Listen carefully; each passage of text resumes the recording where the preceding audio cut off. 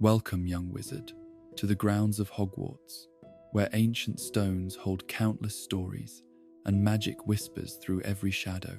Tonight, we follow the footsteps of a gentle giant whose heart was as vast as his frame, whose loyalty burned brighter than any spell. As you settle beneath your covers, let the warmth of the castle's hearth embrace you, and allow these words to carry you into the tale of Rubeus Hagrid, keeper of keys, guardian of secrets, and protector of all who needed protecting. Close your eyes and breathe deeply, for this is a story of love conquering fear, of belonging found in the most unexpected places. Rest now, and let us begin. The year 1928 brought an unusual winter to the Forest of Dean, where frost painted the trees silver and magic stirred in the crisp morning air. It was here, in a cottage barely visible through the ancient oaks, that one of the most extraordinary births in wizarding history would take place, though few would recognize its significance for many years to come.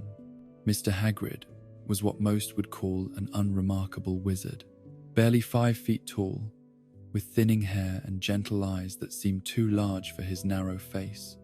He possessed the quiet dignity of those who find contentment in simple things. His magic was adequate but not exceptional, his ambitions modest, his heart enormous. He worked as a minor clerk in the Department for Regulation and Control of Magical Creatures, a position that suited his methodical nature and deep respect for all living beings. But love, as any wizard knows, is the most unpredictable magic of all. And love had led this tiny man to the most unlikely of romances. Fridwulfa was a giantess, one of the last of her kind in Britain, standing nearly 16 feet tall when fully grown, with wild dark hair and eyes like storm clouds. She embodied everything that wizarding society feared about her people: raw power barely contained, emotions that could shake the earth, strength that could crush stone. Yet beneath that fearsome exterior burned a fierce intelligence and a longing for something beyond the violent traditions of her dying race. They had met by accident. As the best love stories often begin, Mr. Hagrid had been conducting a routine inspection of giant habitats when a rock slide trapped him in a crevice. Fridwulfa, drawn by his calls for help, had easily lifted the boulder that would have required a dozen wizards working together to move. Instead of the gratitude mixed with terror he expected, she found herself looking down at a man who smiled up at her with genuine warmth and spoke to her as if she was simply another person, rather than a monster from children's nightmares. Their courtship was conducted in secret, in hidden glades where ancient magic ran deep enough to shield them from prying eyes. He taught her to read, sharing books about magical creatures and faraway lands.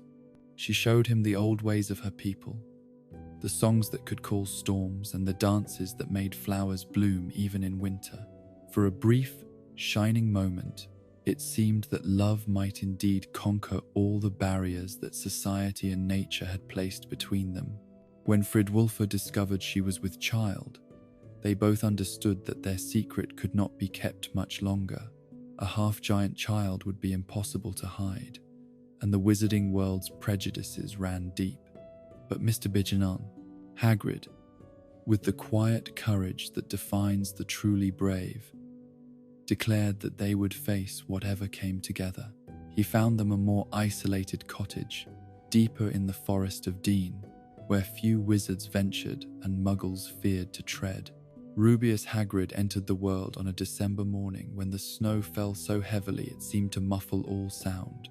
Even as a newborn, his mixed heritage was apparent, larger than any wizard baby, yet far smaller than a full giant infant. His father wept with joy as he held his son for the first time, marveling at the tiny fingers that already showed the strength they would one day possess, at the dark eyes that seemed to hold depths of understanding beyond his months. For the first 3 years of his life, young Rubeus knew a happiness that would become a golden memory he would treasure forever. His father doted on him with the fierce protectiveness of someone who had waited long for love and family. His mother, despite the natural reserve of her people, showed a tenderness that surprised them all. She would sing to him in the ancient giant tongue, songs that made the trees sway and birds gather to listen. His father read him stories from old leather-bound books, tales of brave wizards and magical creatures and adventures in distant lands. The cottage filled with laughter as Rubeus grew with alarming speed. By his second birthday, he was the size of a 5-year-old wizard child. His strength manifested early. At 18 months, he had accidentally broken his wooden high chair simply by gripping it too tightly in excitement. His magic showed itself in gentler ways, flowers blooming brighter when he toddled past, injured animals somehow finding their way to him for comfort. But even in paradise, shadows can grow long.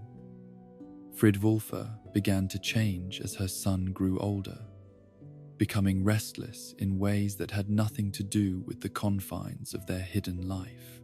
Something in her giant blood called to her, ancient instincts that no amount of love could quiet. She would stand at the edge of the forest for hours, staring toward the mountains where her people dwelt, her expression growing distant and wild. Mr. Hagrid noticed but said nothing, hoping that time and their son's growing personality would anchor her to the family they had built. Rubeus was such a delightful child, curious about everything, gentle with the smallest creatures, yet already showing signs of the tremendous strength he would one day possess. When he was 2, he had lifted a fallen tree branch that should have required 3 grown men to move, not to show off but simply to clear the path for a family of badgers. The fracture came, as many breaks do, over something seemingly small. Rubeus had been playing in the garden, using his emerging magic to make stones dance in the air while his parents watched with fond pride.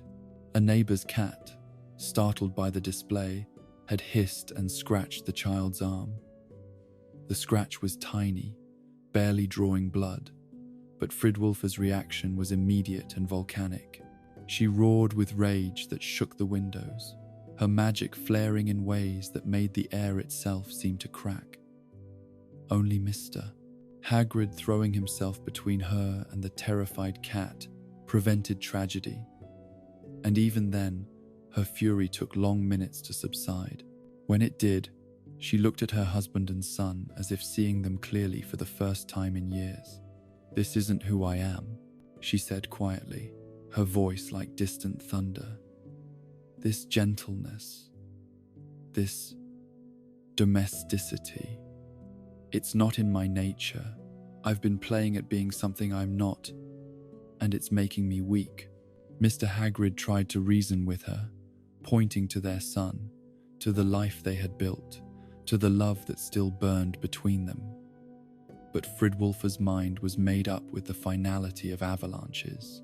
"Giants," she explained, "were not meant for permanent bonds, for the slow tending of family life. They were creatures of passion and power, meant to wander and fight and live according to impulses that civilized folk couldn't understand. He'll be better without me," she said, looking at 3-year-old Rubeus with eyes that held genuine love shadowed by resignation. "Giants. We're not the maternal sort.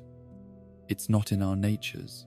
I'll only hurt him if I stay, and I'll destroy myself trying to be what I'm not."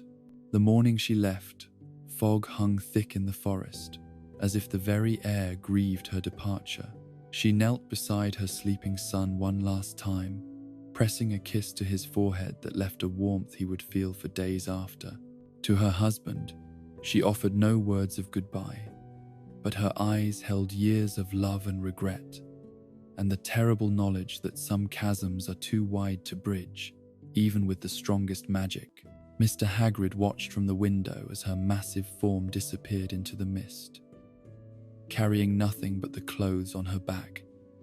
and the weight of a choice that would haunt all three of them forever. When Rubeus woke and asked for his mama, his father's explanation was gentle but truthful. She had gone back to her people, where giants were supposed to live, and they might not see her again. The little boy accepted this with the resilience of children, but something dimmed in his bright eyes that day. He began to cling more tightly to his father, as if afraid that he too might disappear. At night, he would sometimes call out in his sleep, reaching for a presence that was no longer there to comfort him. Mr. Hagrid, heartbroken but determined, threw himself into raising his son alone. The loss of Fridwulfer aged him rapidly. His hair turned white, his shoulders stooped. His gentle nature became tinged with perpetual sadness. But his love for Rubeus never wavered. If anything, it intensified, as if he were trying to provide enough devotion for two parents. The boy's extraordinary nature became more apparent with each passing month. By age 4, he could lift furniture that should have required adult wizards to move. His accidental magic often involved healing injured creatures or making plants grow at impossible speeds. Other wizard children might have accidentally broken dishes or set things on fire in moments of strong emotion, but Rubeus somehow made the garden bloom even in winter, drew wild animals to him like a gentle magnet. The magical community began to take notice of the strange child, living in the depths of the Forest of Dean. Whispers reached the cottage of neighbors discussing the Hagrid boy and his unusual size and strength. Some of these whispers were kind, speaking of his gentleness with animals and the way flowers seemed to dance when he laughed. Others were less generous, focusing on his giant heritage and the potential dangers it might represent. Mr. Hagrid shielded his son from the worst of the gossip, but he couldn't protect him from his own growing sense of being different. When they occasionally ventured into Diagon Alley for supplies, Rubeus drew stares and sometimes frightened gasps from other shoppers. Children his age either ran from him or gawked as if he were a curiosity rather than a peer.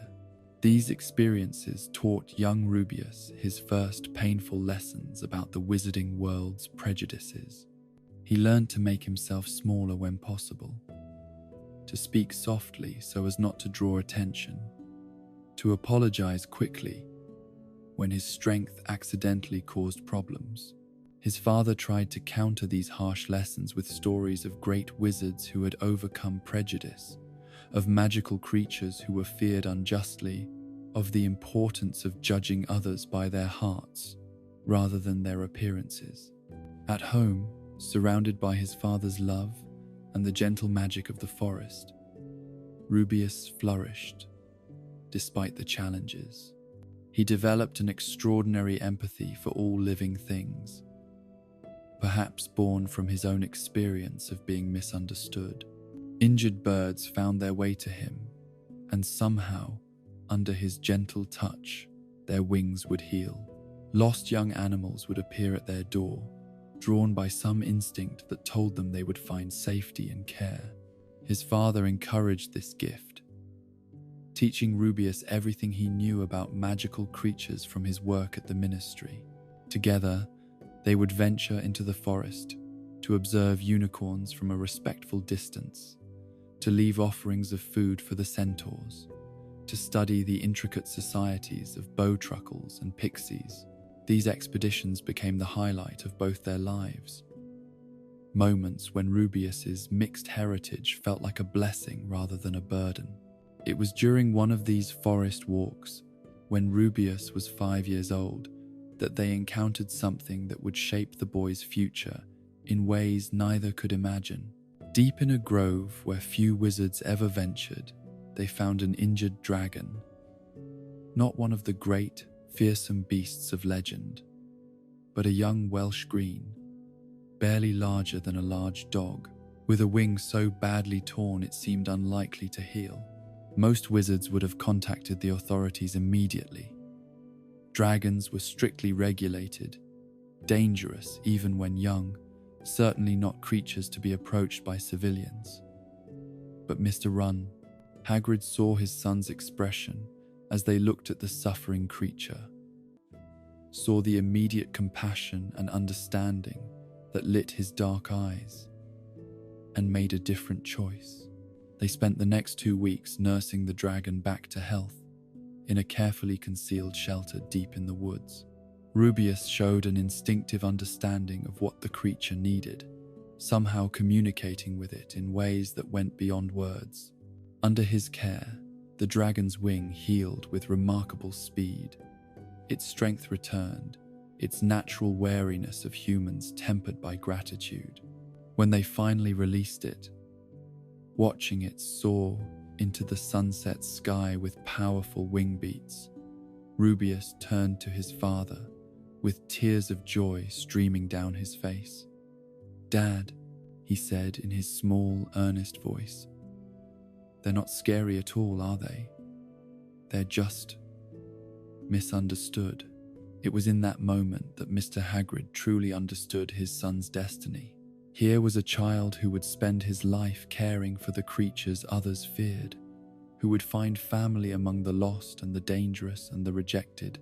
The giant blood that made him an outcast in civilized society would make him a bridge between worlds, a protector of things too precious to lose.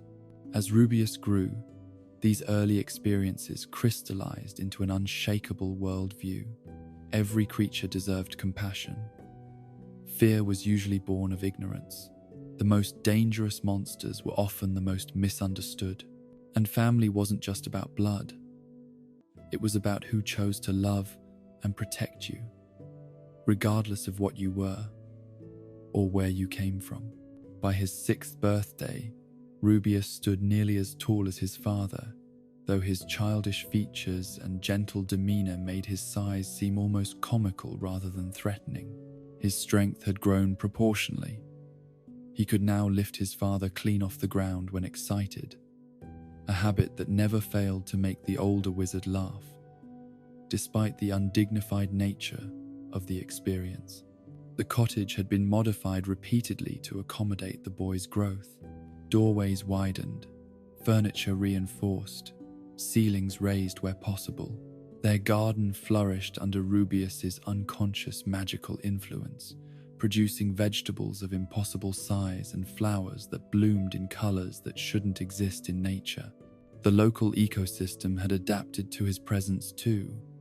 Animals showed no fear of him, often approaching for the simple pleasure of his gentle touch. But with growth came new challenges. Rubeus's appetite was enormous, straining their modest budget. His clothes required frequent replacement, as he outgrew them with alarming speed. Most difficult of all, his isolation from other children his age deepened as the gap between his development and theirs widened beyond bridging.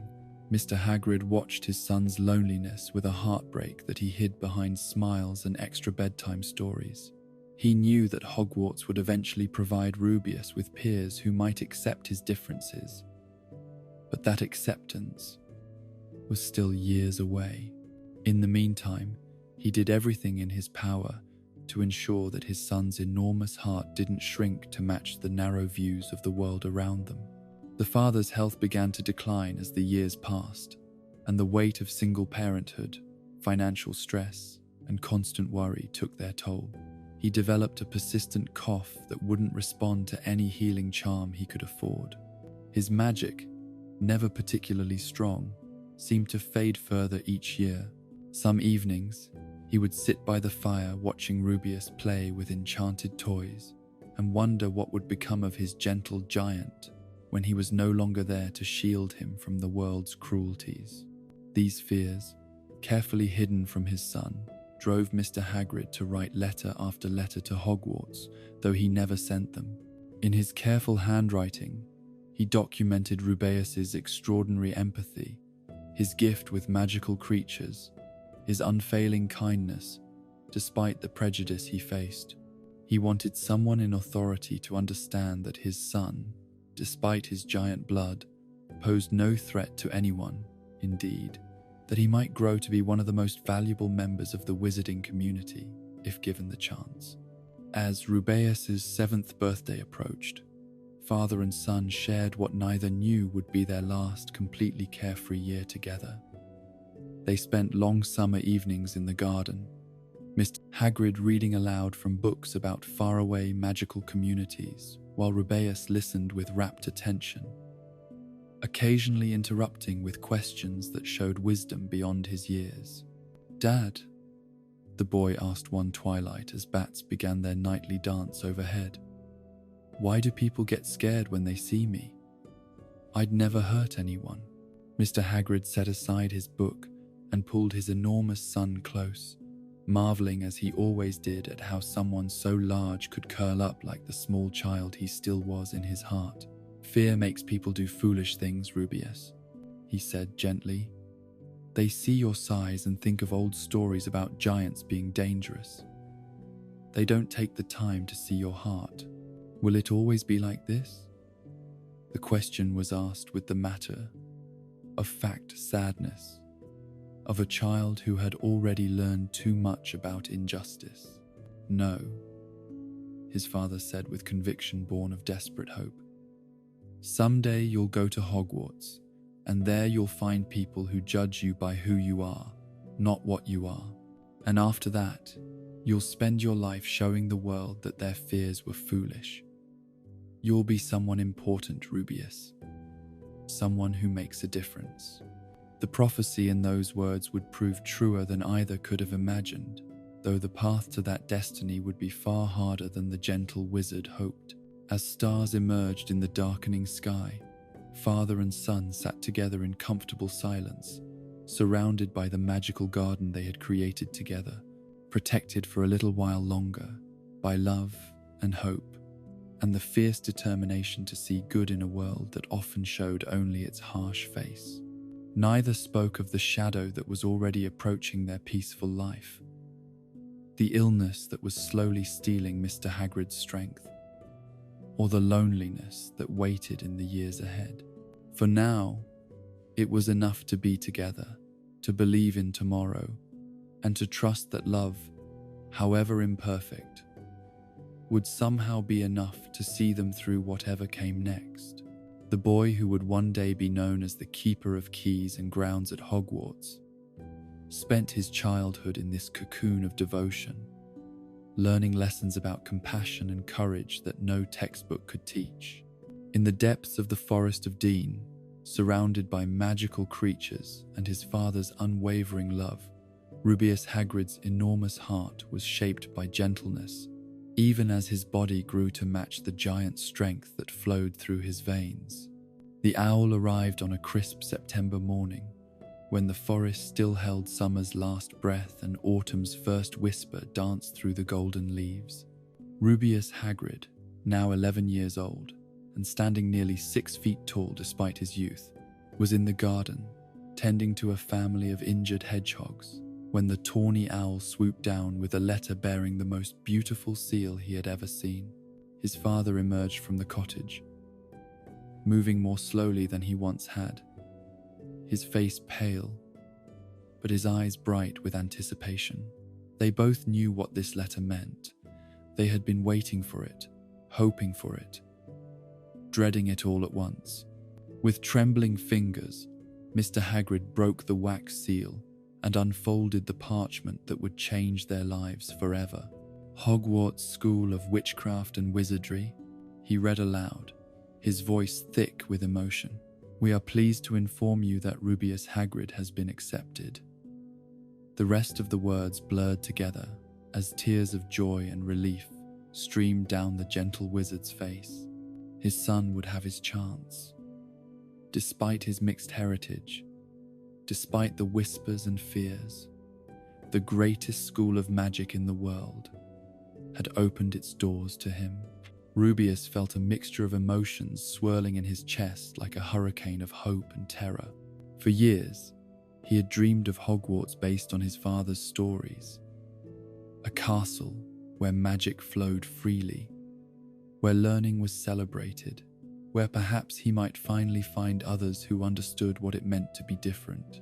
But leaving his father, leaving the sanctuary of their forest home, venturing into a world that had shown him little kindness. The prospect was both thrilling and terrifying. The weeks that followed were a whirlwind of preparation. They made their first journey to Diagon Alley together. Rubeus, trying to make himself as small as possible as curious shoppers, stared at the unusually tall boy browsing through spellbooks and cauldrons.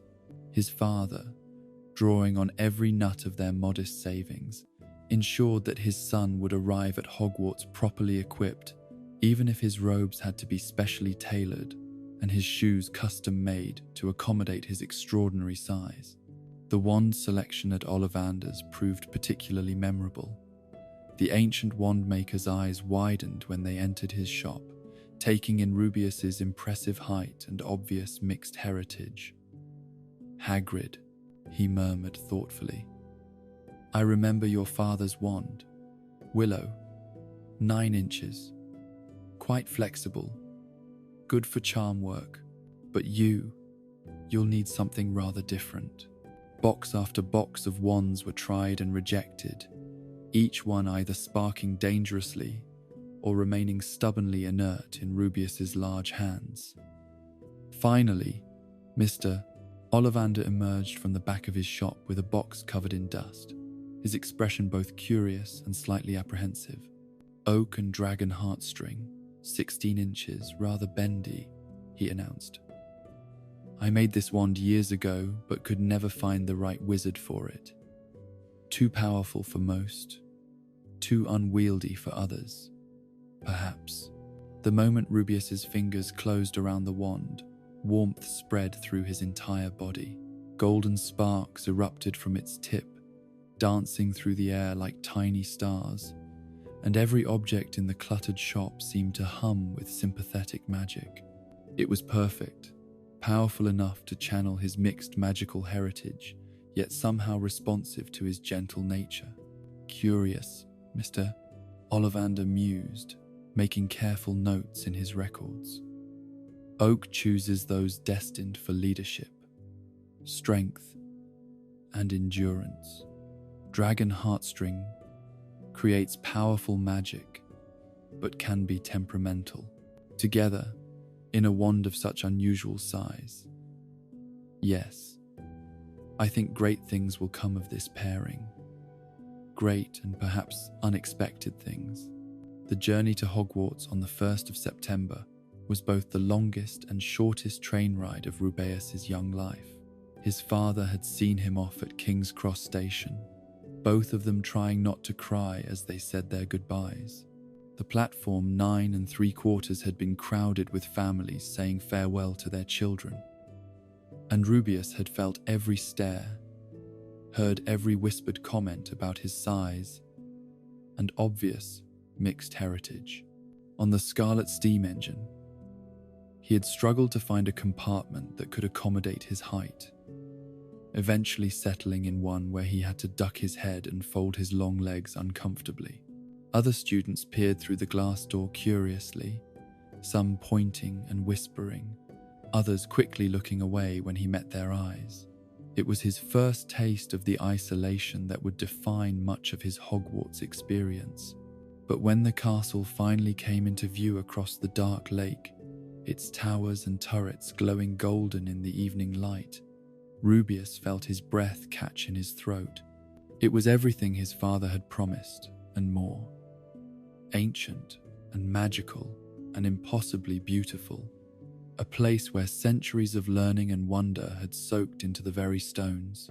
For the first time since leaving home, he felt a spark of pure excitement cut through his nervousness. The sorting hat ceremony was a trial by fire that would remain etched in his memory forever. When his name was called, a hush fell over the great hall as 400 students and dozens of teachers watched the unusually tall first year make his way to the stool. The hat, when placed on his head, seemed almost comically small, perching precariously on his dark hair. "Well, well," came the hat's voice inside his head, warm and amused. "A half-giant. Haven't sorted one of your kind in decades. Let me see. Tremendous loyalty. Yes, courage in abundance, though you don't recognize it yet. A heart as large as your frame and twice as generous. Intelligence, though not of the bookish sort. Where to put you, I wonder? Rubeus held his breath, terrified that the hat might find him unworthy of any house, might announce to the entire school that he didn't belong. Around him, the silence stretched until it felt suffocating. Gryffindor, the hat announced finally, and the red and gold table erupted in cheers. Relief flooded through Rubeus as he made his way to join his new housemates. Though he noticed some of the applause was rather tentative, and several older students exchanged uncertain glances. Still, he was here. He belonged somewhere at last. The first few weeks at Hogwarts were a bewildering mixture of wonder and struggle. The classes amazed him. Transfiguration with Professor Dumbledore, who treated him with the same expectation and kindness he showed every student. Potions in the dungeons with Professor Slughorn, who seemed impressed by Rubeus's natural understanding of ingredient properties. Defense against the dark arts, where his size gave him an unexpected advantage in practical applications. But academics had never been his strength. Reading came slowly. Writing was a laborious process with his large hands and crude penmanship, and subjects that required precise wand movements often ended in minor disasters. His housemates were kind enough, but the age gap between his physical development and theirs created an invisible barrier. They saw him as older, more mature, somehow separate from their childish concerns and friendships. It was with magical creatures that Rubeus truly came alive. The gamekeeper, Professor Kettleburn, quickly recognized the boy's extraordinary gift and began allowing him to help with the care of various animals around the grounds. Rubeus had an instinctive understanding of creature behavior that couldn't be taught from textbooks, an empathy that transcended species barriers. The other students marveled at how the most aggressive creatures would calm under his touch, how injured animals seemed to heal faster in his presence, how even the shy and normally hidden creatures of the Forbidden Forest would approach him without fear. It was as if some essential part of him spoke their language, understood their needs in ways that pure-blood wizards with centuries of magical education never could. During his second year at Hogwarts, tragedy struck the small cottage in the Forest of Dean. Mr. Hagrid's declining health finally claimed him, leaving his son truly alone in the world for the first time. The owl that brought the news found Rubeus in the care of magical creatures paddock, where he was helping to bottle feed a litter of orphaned Krupp puppies. The letter shook in his enormous hands as he read the simple words that shattered his world. Professor Dumbledore himself accompanied Rubeus to the funeral, a small affair attended by only a handful of Mr. Hagrid's colleagues from the ministry. As they lowered the simple wooden coffin into the earth, Rubeus felt the last anchor to his childhood slip away. He was 13 years old, already taller than most adult wizards, and utterly alone in the world except for the school that had become his sanctuary. Dumbledore's presence during those dark days was a comfort that Rubeus would never forget. The Transfiguration Professor didn't offer empty platitudes or false cheer, but instead shared quiet stories about his own losses, about the way grief could be carried like a stone in the chest, heavy but somehow precious. He helped Rubeus understand that his father's love would always be with him, woven into the fabric of who he was becoming. Returning to Hogwarts after the funeral, Rubeus threw himself into his studies and his work with magical creatures with renewed determination. His father had believed in his potential, had sacrificed everything to give him this chance. He wouldn't waste it, wouldn't let grief diminish the gift he had been given. It was during this vulnerable time that Rubeus made the decision that would define the rest of his Hogwarts career and, ultimately, his entire life. Deep in the Forbidden Forest, Following rumors of an injured creature that needed help, he discovered something that took his breath away. A nest containing a single, perfect egg, black as midnight and warm to the touch despite the autumn chill. His care of magical creatures textbooks had prepared him to recognize what he had found. This was an acromantula egg, one of the rarest and most dangerous magical creatures known to wizard kind. Adult acromantulas were massive spiders with human-level intelligence and a taste for human flesh. They were feared throughout the wizarding world, classified as creatures to be avoided at all costs. But as Rubeus cradled the warm egg in his massive hands, all he could think about was the lonely creature growing inside, destined to hatch into a world that would fear and hate it simply for what it was. The parallels to his own life were too obvious to ignore. Here was another misunderstood being, judged before it even drew breath, condemned for the circumstances of its birth. The decision to smuggle the egg into the castle went against every rule, every warning, every lesson about dangerous creatures he had ever received. But Rubeus's heart, shaped by years of being judged unfairly himself, overruled his head. This creature deserved a chance.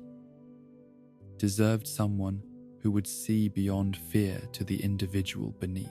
He made a nest for the egg in a corner of his dormitory, using warming charms he had learned in charms class and covering it with his winter cloak to hide it from his roommates. Night after night, he would whisper to the developing creature inside, telling it stories his father had told him, promising it that it would never be alone, that someone would always care about its well-being. When the egg finally cracked open on a cold November morning, Rubeus felt his heart nearly burst with joy and terror. The tiny spider that emerged was no bigger than his thumb, with glossy black fur and multiple eyes that seemed to focus on him with startling intelligence. Despite everything he had read about acromantula aggression, the creature showed no hostility. Instead, it seemed to recognize him as something important, someone to be trusted. Aragog, he whispered, the name coming to him as naturally as breathing. Your name is Aragog, and you're going to be magnificent. Caring for a rapidly growing acromantula in secret proved to be one of the greatest challenges of Rubeus's young life. Aragog's appetite was voracious, requiring a steady supply of insects and small creatures that Rubeus had to catch or conjure without drawing attention. The spider's growth rate was alarming. Within weeks, it had outgrown its original hiding place and required increasingly elaborate concealment measures. Rubeus's academic performance, never his strong suit, suffered dramatically as he devoted more and more time to Aragog's care. He would skip meals to hunt for food for his hidden pet, fall asleep in classes after spending nights talking to the lonely creature, and make increasingly frequent trips to the Forbidden Forest to find suitable places for Aragog to exercise and grow. His housemates began to notice his strange behavior, the way he would sneak out at odd hours, the suspicious rustling sounds that sometimes came from his corner of the dormitory, the fact that he always seemed to have dirt under his fingernails and cobwebs in his hair. But Rubeus had learned to deflect questions with sheepish grins and vague explanations about helping Professor Kettleburn with various creatures around the grounds. By spring of his third year, Aragog had grown too large to keep hidden in the dormitory. The spider now measured nearly 2 feet across and showed signs of the intelligence that made acromantula so dangerous and so fascinating. It could understand complex instructions, showed preferences for certain foods and activities, and had even begun to speak in the clicking, hissing language of its kind, which Rubeus found he could somehow understand. The solution was to relocate Aragog to the Forbidden Forest, where the creature could live more naturally while still maintaining contact with its human friend. Rubeus constructed a careful web of lies and excuses to explain his frequent absences from the castle, telling teachers and classmates that he was pursuing advanced studies in creature behavior under Professor Kettleburn's guidance. In the depths of the forest, he found Aragog a perfect home, a hollow in an ancient oak tree, surrounded by thick undergrowth that would provide both shelter and hunting grounds. The spider adapted quickly to its new environment, but the bond with Rubeus remained strong. Each evening after classes, the boy would make his way into the forest for visits that became the highlight of both their days. These were precious times, filled with the kind of pure companionship that Rubeus had never experienced with his human peers. Aragog was intelligent enough for genuine conversation, loyal enough to never judge, and grateful enough to offer the unconditional acceptance that the lonely boy craved.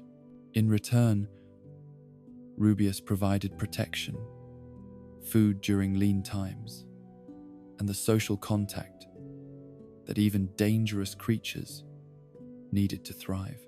But their secret world was about to collide catastrophically with the larger politics of Hogwarts and the wizarding world beyond. Unknown to Rubeus, his third year would bring dangers that would test every loyalty, challenge every assumption, and ultimately cost him everything he had worked to build. The Chamber of Secrets had been opened by Tom Riddle, a charismatic sixth-year student whose handsome face and brilliant mind concealed a darkness that few suspected. Riddle's exploration of the forbidden magics hidden within the castle had led him to discover Salazar Slytherin's legendary chamber and the monster that dwelt within, a basilisk of enormous size and deadly power.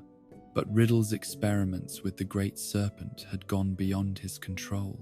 The creature had killed a student, a Muggle-born girl named Myrtle Warren, and the authorities were threatening to close Hogwarts permanently. For a boy who considered the school his true home, who had already begun to lay plans that would require him to remain connected to the wizarding world's most important institution, this was an unacceptable outcome. The solution, when it came to Riddle, was as elegant as it was cruel. He needed a scapegoat, someone who could plausibly be responsible for unleashing a dangerous creature within the castle, and he knew exactly where to find one.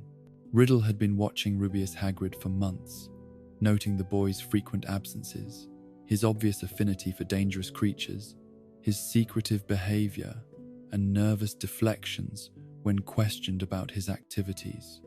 A little investigation had revealed the truth about Aragog, and Riddle filed that information away like a weapon waiting to be used. When the time came to act, Riddle's performance was flawless. He approached the authorities with the reluctant manner of a concerned student who had stumbled upon terrible knowledge, his handsome face twisted with apparent anguish at having to betray a fellow student. "I saw him," Riddle told Professor Dippet and the assembled teachers, his voice carefully modulated to suggest both certainty and regret. Hagrid was coming out of the corridor where the girl was found. He was carrying something, a box or container of some kind. When he saw me, he looked terrified and ran. The story was believable enough to plant seeds of suspicion, but Riddle wasn't content with mere suggestion. Over the following days, he orchestrated a careful campaign of manufactured evidence and planted witnesses. Students reported seeing Hagrid in suspicious places at suspicious times. Teachers began to notice discrepancies in his whereabouts during key moments. The circumstantial evidence mounted like stones in an avalanche. The final blow came when Riddle discovered evidence of Hagrid's illegal pet. Leading a group of teachers and ministry officials to the Forbidden Forest, he guided them with unerring accuracy to Aragog's hiding place. The sight of the massive spider, now nearly 4 feet across and undeniably dangerous, seemed to confirm everyone's worst fears. "I didn't want to believe it," Riddle said, his performance of shocked betrayal worthy of the greatest actor. "Hagrid seemed like such a gentle soul. But keeping something like this, it's exactly the kind of creature that could have killed that poor girl." The confrontation in the forest was a scene that would replay in Rubeus's nightmares for years to come. Aragog, startled by the sudden appearance of hostile humans, reared up defensively, his multiple eyes glinting in the torchlight, his chelicerae clicking in warning. To the assembled authorities, he looked every inch the monster they expected. Dangerous, alien, clearly capable of murder. It wasn't him, Rubeus cried, throwing himself between Aragog and the raised wands of the ministry officials. Aragog never killed no one, never. He's gentle. He's my friend. But his protests fell on deaf ears. The evidence seemed overwhelming. A dangerous creature, hidden in the forest by a half-giant student with known behavioral problems. The fact that Aragog was an acromantula, a species known for its aggression toward humans, made the case seem airtight.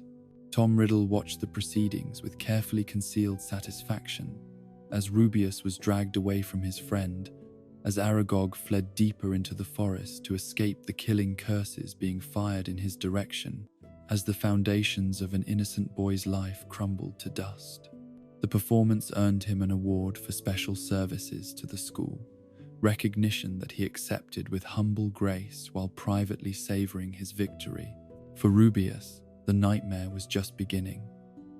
The formal hearing was a travesty of justice, his protestations of innocence dismissed as the desperate lies of a boy caught in an inexcusable act. His mixed heritage, which had always made him an outsider, now worked against him completely. Half-giants were known to be unpredictable. The ministry officials reminded each other. Their giant blood made them naturally drawn to dangerous creatures, naturally inclined toward violence. The sentence, when it came, was devastating in its completeness.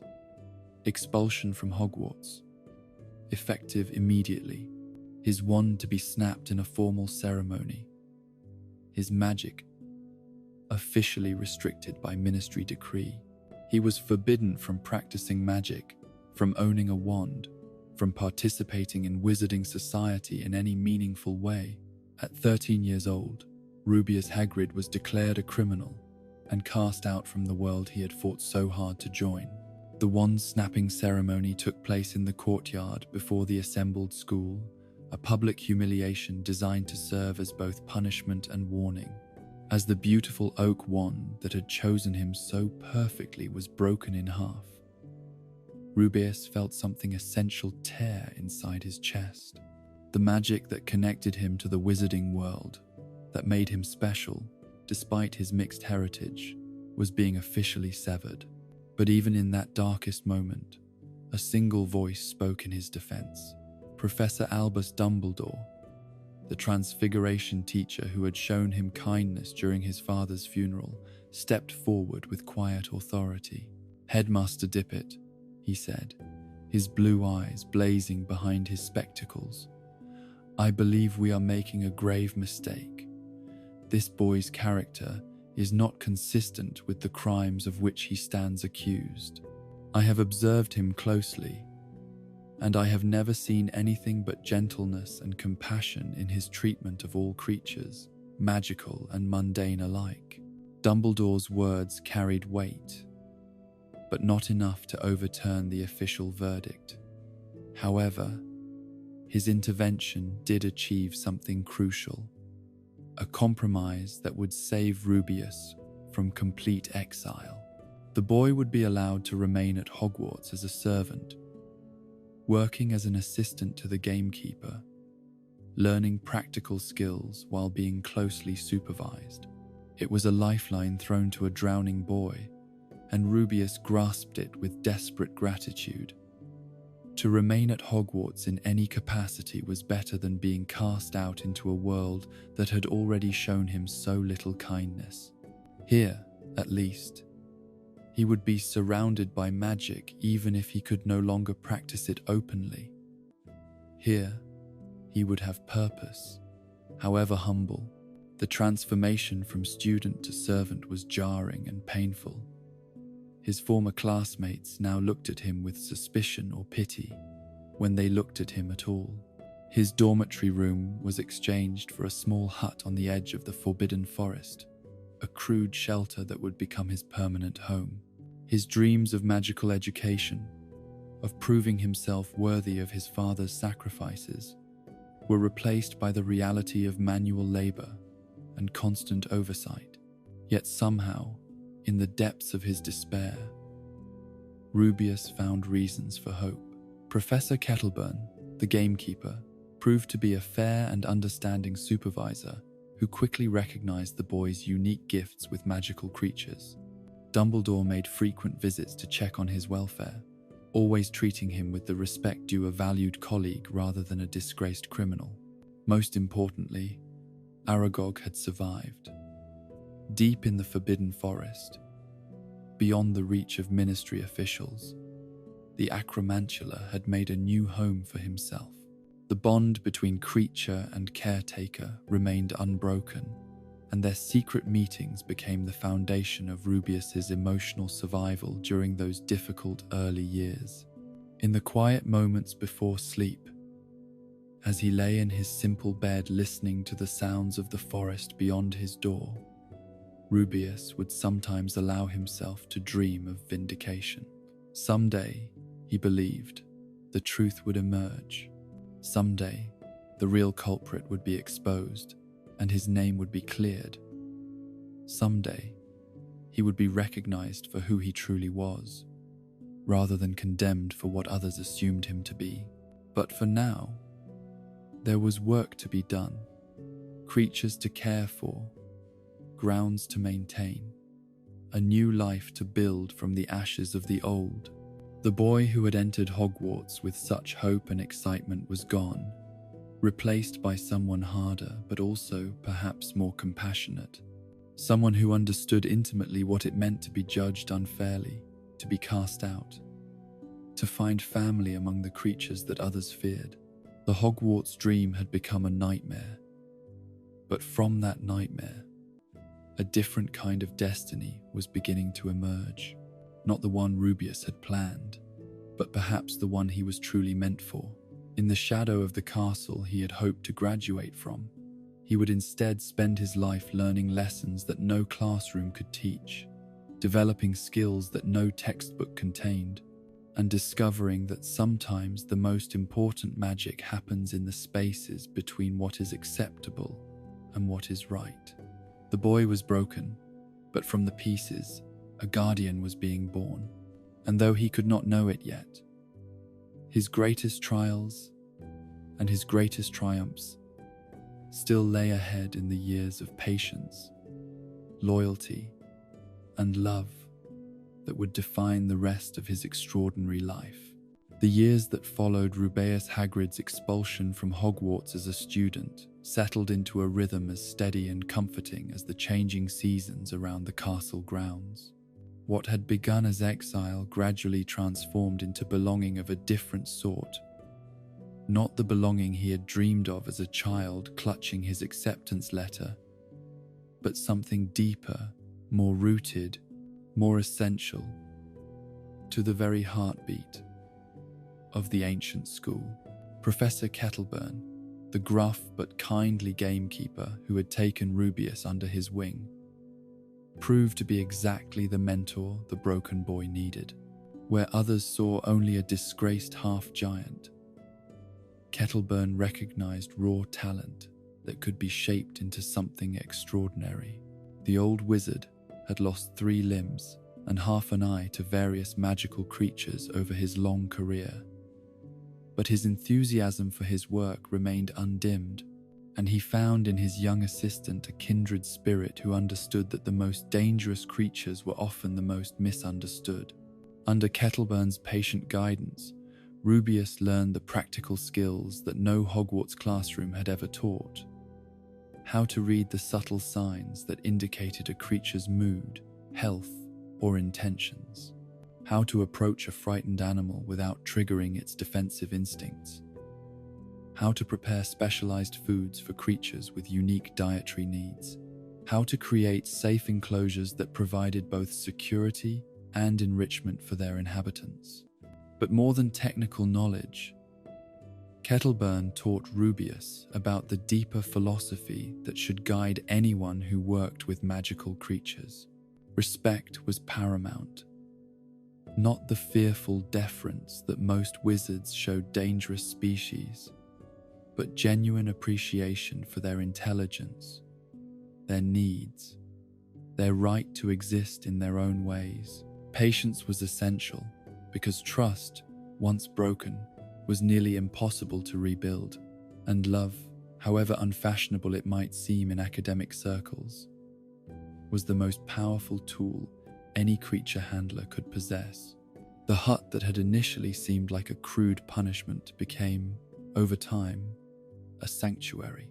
Rubeus expanded it gradually, adding rooms and reinforcing walls with his own hands and the careful application of magic that he practiced in secret despite his official restrictions. The broken pieces of his wand, carefully preserved against the day he might dare to use them again, were hidden within a pink umbrella that became his constant companion. It was Dumbledore, now risen to the position of deputy headmaster, who had quietly provided the umbrella and suggested its potential uses. During one of his frequent visits to check on Rubeus's welfare, he had presented it with a knowing smile and the simple observation that umbrellas can be very useful things, particularly in unpredictable weather. The meaning was clear enough. Dumbledore knew about the hidden wand pieces, approved of their concealment, and would turn a blind eye to their careful use as long as discretion was maintained. The relationship between Dumbledore and Rubeus deepened during these years of exile from formal education. The brilliant wizard, who had stood alone in believing in the boy's innocence, became something like the father figure that had been missing from Rubeus's life since his own father's death. Their conversations, conducted during long walks around the grounds or quiet evenings by the fire in Dumbledore's office, covered everything from the care of magical creatures to the deeper mysteries of magic itself. Dumbledore had a gift for asking questions that made Rubeus think more deeply about his experiences and observations. Why did some creatures respond better to magical healing while others preferred natural remedies? What was it about certain individuals that made even aggressive species accept their presence peacefully? How did the magical ecosystem of the Forbidden Forest maintain its delicate balance despite the presence of so many dangerous predators? These discussions helped Rubeus develop a sophisticated understanding of magical creature behavior that went far beyond what most qualified magizoologists possessed. He began to see patterns and connections that others missed, to understand how emotion and intent could affect magical creatures in ways that traditional academic study failed to appreciate. His intuitive gifts, nurtured by Dumbledore's encouragement and Kettleburn's practical guidance, blossomed into genuine expertise. The Forbidden Forest became Rubeus's true classroom and laboratory. Here, beyond the reach of ministry regulations and social prejudices, he could practice his craft freely. He learned to navigate the forest's dangers not through force or aggression, but through understanding and respect. The centaurs, initially suspicious of any human presence in their territory, gradually came to accept him as someone who belonged to the forest as much as they did. The unicorns, shyest and most pure of magical creatures, would allow him closer than they had ever permitted any other human. His secret friendship with Aragog deepened during these years as well. The Acromantula, now massive and fully grown, had established himself as a patriarch of his species in the darkest depths of the forest. But the bond with his first human friend remained unbroken. Their meetings, conducted in hidden glades where even other forest dwellers rarely ventured, were highlights of Rubeus's existence. Aragog's intelligence had developed remarkably, and their conversations ranged over topics as diverse as forest politics, the seasonal movements of prey species, and the ancient magics that permeated the woodland. Through Aragog, Rubeus learned about the complex social structures that governed life in the Forbidden Forest, the delicate treaties between species, the territorial boundaries that were respected by all but the most desperate creatures, the seasonal patterns of migration and hibernation that kept the ecosystem in balance. This knowledge made him invaluable to the school administration, though they never fully understood the sources of his expertise. As the years passed, Rubeus's role at Hogwarts evolved from that of a mere assistant to something approaching junior partner in the care of the grounds and creatures. Professor Kettleburn, slowing down as age and accumulated injuries took their toll, increasingly relied on his protégé's knowledge and judgment. When dangerous creatures needed to be relocated, it was Rubeus who accomplished the task with minimal risk to all involved. When sick or injured animals appeared on the grounds, his healing touch often proved more effective than traditional veterinary magic. The students, initially wary of the disgraced half-giant who worked around the castle, gradually came to see him as a fixture of Hogwarts life. He was the one who rescued cats from high trees, who found lost pets, who could calm frightened animals during thunderstorms. His gentle nature and obvious love for all creatures made him approachable despite his imposing size, and many students found him a sympathetic ear for their troubles. But it was with the younger students that Rubeus truly connected. Children who were homesick, struggling with their studies, or feeling isolated by their own differences, seemed to sense a kindred spirit in the groundskeeper. He had an endless supply of hot tea and rock cakes, a willing ear for problems both magical and mundane, and a gift for making anyone feel that they belonged at Hogwarts regardless of their background or abilities. These informal counseling sessions, conducted in the warmth of his hut while magical creatures dozed peacefully nearby, became legendary among the student body. Rubeus never judged, never betrayed confidences, and always seemed to know exactly what to say to make a troubled child feel better about themselves and their place in the world. His own experiences with prejudice and exile had given him deep empathy for anyone who felt like an outsider.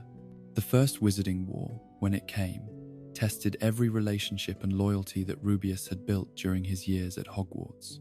Lord Voldemort's rise to power brought with it a campaign of terror that touched every corner of the wizarding world, and the ideological divisions that tore through magical society reached even the supposedly neutral ground of the school. Dumbledore, now headmaster, faced the terrible challenge of protecting his students while simultaneously leading the resistance against the Dark Lord's forces. The Order of the Phoenix, his secret organization of fighters dedicated to opposing Voldemort, drew its membership from teachers, former students, and allies throughout the magical community. When he approached Rubeus about joining their cause, the decision was immediate and unquestioning. For Rubeus, loyalty to Dumbledore was absolute. The man who had saved him from complete exile, who had believed in his innocence when no one else would, who had nurtured his talents and treated him as family. Such a man could ask anything, and Rubeus would gladly comply. But beyond personal loyalty, he understood what Voldemort's victory would mean for creatures like himself. The Dark Lord's vision of wizarding supremacy had no place for half-breeds, for the gentle care of magical creatures, for the kind of inclusive community that Hogwarts represented at its best. Voldemort's alliance with the Giants made Rubeus's position particularly complex and painful. His mother's people, the very blood that flowed in his veins, were being recruited to serve the Dark Lord's cause. Ancient grievances against wizardkind, centuries of persecution and exile, made many Giants willing allies in Voldemort's war against the established order. But Rubeus saw clearly that this alliance was built on false promises and mutual exploitation rather than genuine respect or understanding. When order missions required contact with giant communities, Rubeus's mixed heritage made him invaluable. He could communicate with his mother's people in ways that pure-blood wizards never could, understanding their cultural codes and earning their grudging respect through demonstrations of strength and knowledge. But these encounters were always bittersweet, reminding him of the family he had never known and the heritage he had never been able to fully claim. The war years were filled with danger and loss that tested Rubeus's gentle nature in ways he had never imagined. He learned to use his formidable strength, not just to care for creatures, but to protect the innocent, to fight against those who would destroy everything he held dear. His secret practice with his concealed wand pieces proved invaluable during missions that required more than physical courage, though he was always careful to maintain the fiction of his magical restriction. But it was in the quieter moments of the war that Rubeus truly proved his worth to the Order's cause. His knowledge of hidden paths through dangerous territories, his ability to communicate with creatures that could serve as scouts and messengers, his gift for healing both physical and emotional wounds. These skills saved countless lives and provided crucial advantages in the fight against darkness. The network of magical creatures that Rubeus had built relationships with over his years at Hogwarts became an informal intelligence service for the Order. Owls carried messages along routes that Voldemort's forces never suspected. Thestrals provided transportation that was invisible to most enemies. Even the portraits throughout the castle, charmed by Rubeus's unfailing kindness over the years, became willing allies in monitoring suspicious activities and protecting vulnerable students. Dumbledore came to rely heavily on Rubeus's insights during this period, recognizing that his groundskeeper possessed a kind of wisdom that formal education could never provide. When difficult decisions had to be made about student safety, creature relocations, or defensive strategies, Rubeus's counsel was always sought and usually followed. His unique perspective, shaped by years of being an outsider looking in, often revealed solutions that more conventional thinkers missed entirely. The responsibility of guiding first-year students across the Black Lake in their initial journey to Hogwarts became, during the war years, far more than mere tradition. It was Rubeus's job to ensure that these frightened children, many coming from families torn apart by conflict, felt safe and welcomed despite the darkness that threatened their world. His booming voice calling, "First years, this way, please," became a sound of comfort and security, a promise that Hogwarts would protect them regardless of what horrors waited beyond its borders. These boat rides across the dark water, with the castle's lights gleaming like beacons of hope in the distance, became magical experiences that former students would remember for the rest of their lives. Rubeus had a gift for timing these journeys perfectly, ensuring that the children's first glimpse of their new home would be at the moment when its beauty was most overwhelming. He would tell them stories during the crossing, legends about the castle's founding and the great wizards who had walked its halls, helping them understand that they were joining a community with deep roots and enduring values. But perhaps most importantly, he would watch each child's face during that first boat ride, identifying those who seemed frightened, lonely, or uncertain about their place in the magical world. These were the students he would keep special watch over during their years at school, the ones who would find themselves invited to his hut for tea and comfort when homesickness struck or academic pressures became overwhelming. The end of the First Wizarding War came with shocking suddenness on a Halloween night that would be remembered throughout the magical world. The news that Lord Voldemort had fallen, destroyed by his own curse when he tried to kill the infant Harry Potter, spread through the country like wildfire. But for those who had fought in the shadows, the victory was tempered by the enormous cost in lives and innocence lost. For Rubeus, the war's end brought a mixture of relief and profound responsibility. Dumbledore's trust in him had never been higher, and the headmaster began to involve him in matters far beyond the typical scope of a groundskeeper's duties. The network of relationships he had built, the knowledge he had accumulated, the wisdom he had gained through years of struggle and service. All of this made him indispensable to Hogwarts' continued operation and security. The castle itself had been wounded by the war, its peaceful atmosphere shattered by the knowledge of how close darkness had come to triumph. Students arrived each year carrying the trauma of families destroyed, communities scattered, childhoods cut short by violence and loss.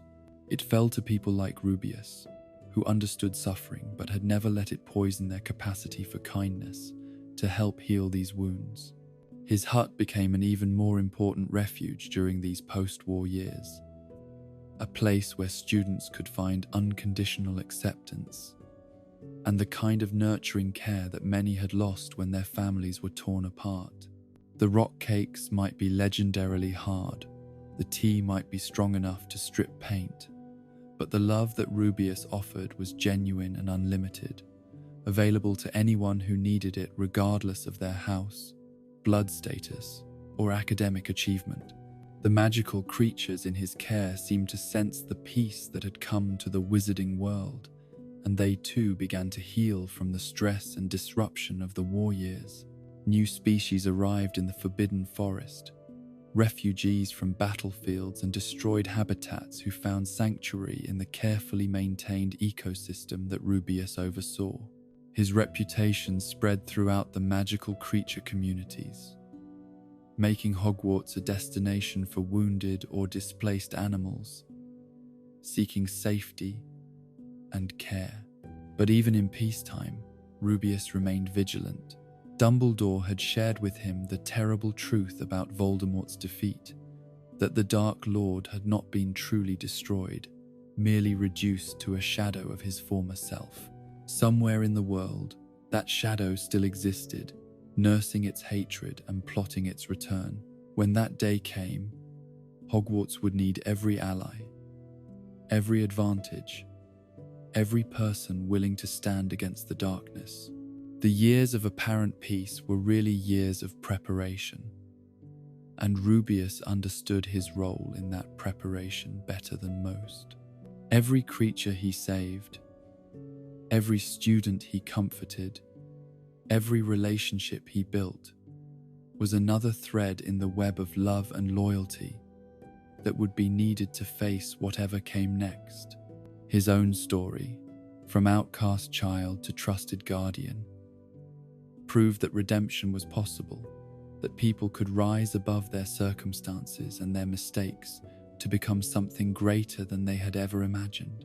As the seasons turned and new generations of students passed through Hogwarts halls, Rubeus settled into his role as one of the castle's eternal guardians. He was no longer the broken boy who had been expelled in disgrace, nor was he the bitter exile who might have turned his back on a world that had rejected him. He was something more precious and rare, a bridge between worlds, a protector of the innocent, a living reminder that the most important magic was not found in spells or potions, but in the choice to love, despite having every reason to hate. The groundskeeper's hut glowed warmly in the darkness beyond the castle walls, its windows casting golden rectangles of light across the grounds where creatures both magical and mundane found refuge. Inside, Rubeus Hagrid tended his fire, prepared his tea, and waited patiently for whatever lost soul might next find their way to his door seeking comfort, understanding, and the peculiar magic of unconditional acceptance. The boy who had dreamed of belonging had become the person who helped others find their own sense of home, and in doing so, had discovered that the greatest magic of all was the power to heal wounds with love. The night that changed everything began like so many others in the quiet village of Godric's Hollow, where autumn leaves danced in the lamplight, and the first frost of the season painted delicate patterns on cottage windows. But this was Halloween night in 1981, and darkness of a different sort was moving through the wizarding world seeking the fulfillment of a prophecy that would either secure victory or bring destruction to the most feared wizard of the age. Rubeus Hagrid was in his hut, carefully tending to a bowtruckle with a damaged limb when the summons came. Not the usual owl post or flu call, but Dumbledore's phoenix forks appearing in a burst of flame, his golden feathers reflecting the firelight as he delivered a message that would send Rubeus racing into the night on a mission more important than any he had ever undertaken. Go to Godric's Hollow. Dumbledore's voice spoke from the enchanted parchment. Bring Harry Potter to his aunt and uncle on Privet Drive. Use the utmost care, Rubeus. Tonight, everything has changed. The flying motorbike that carried Rubeus through the dark sky had been a gift from young Sirius Black, pressed into his hands years ago with the laughing declaration that everyone should have a way to fly that doesn't involve trusting a broomstick. Now, as Rubeus guided the powerful machine through clouds heavy with unshed rain, he found himself grateful for the Gryffindor's impulsive generosity. Tonight, speed and stealth were essential, and the motorbike's ability to become invisible at the flip of a switch would prove invaluable. The scene that greeted him at the Potter cottage was one of devastation that would haunt his dreams for decades to come. The front of the house had been partially destroyed, its walls blasted apart by magical forces that had left scorch marks on the very stones. The dark mark hung in the sky above like a venomous green star, proclaiming to the world that Lord Voldemort had visited this place and left death in his wake. But it was the silence that struck Rubeus most powerfully, the terrible, absolute stillness that follows catastrophe. No birds sang, no wind stirred the leaves. Even the usual sounds of distant traffic seemed muted, as if the world itself was holding its breath in the aftermath of something too terrible to acknowledge. Inside the house, the evidence of James Potter's final stand was written in overturned furniture and defensive spell marks on the walls. The young father had died as he had lived, protecting those he loved, buying precious seconds for his wife and son to escape, even though he must have known it was hopeless. His body had been removed by the time Rubeus arrived, but the outline remained, a shadow on the floor that spoke of courage in the face of certain death. The stairs to the upper floor creaked under Rubeus's weight as he climbed toward the nursery, each step an effort of will. He had seen death before, had lost people he loved, but nothing had prepared him for the sight that awaited him in the small, cheerfully decorated room where a family's hopes and dreams had been shattered in moments.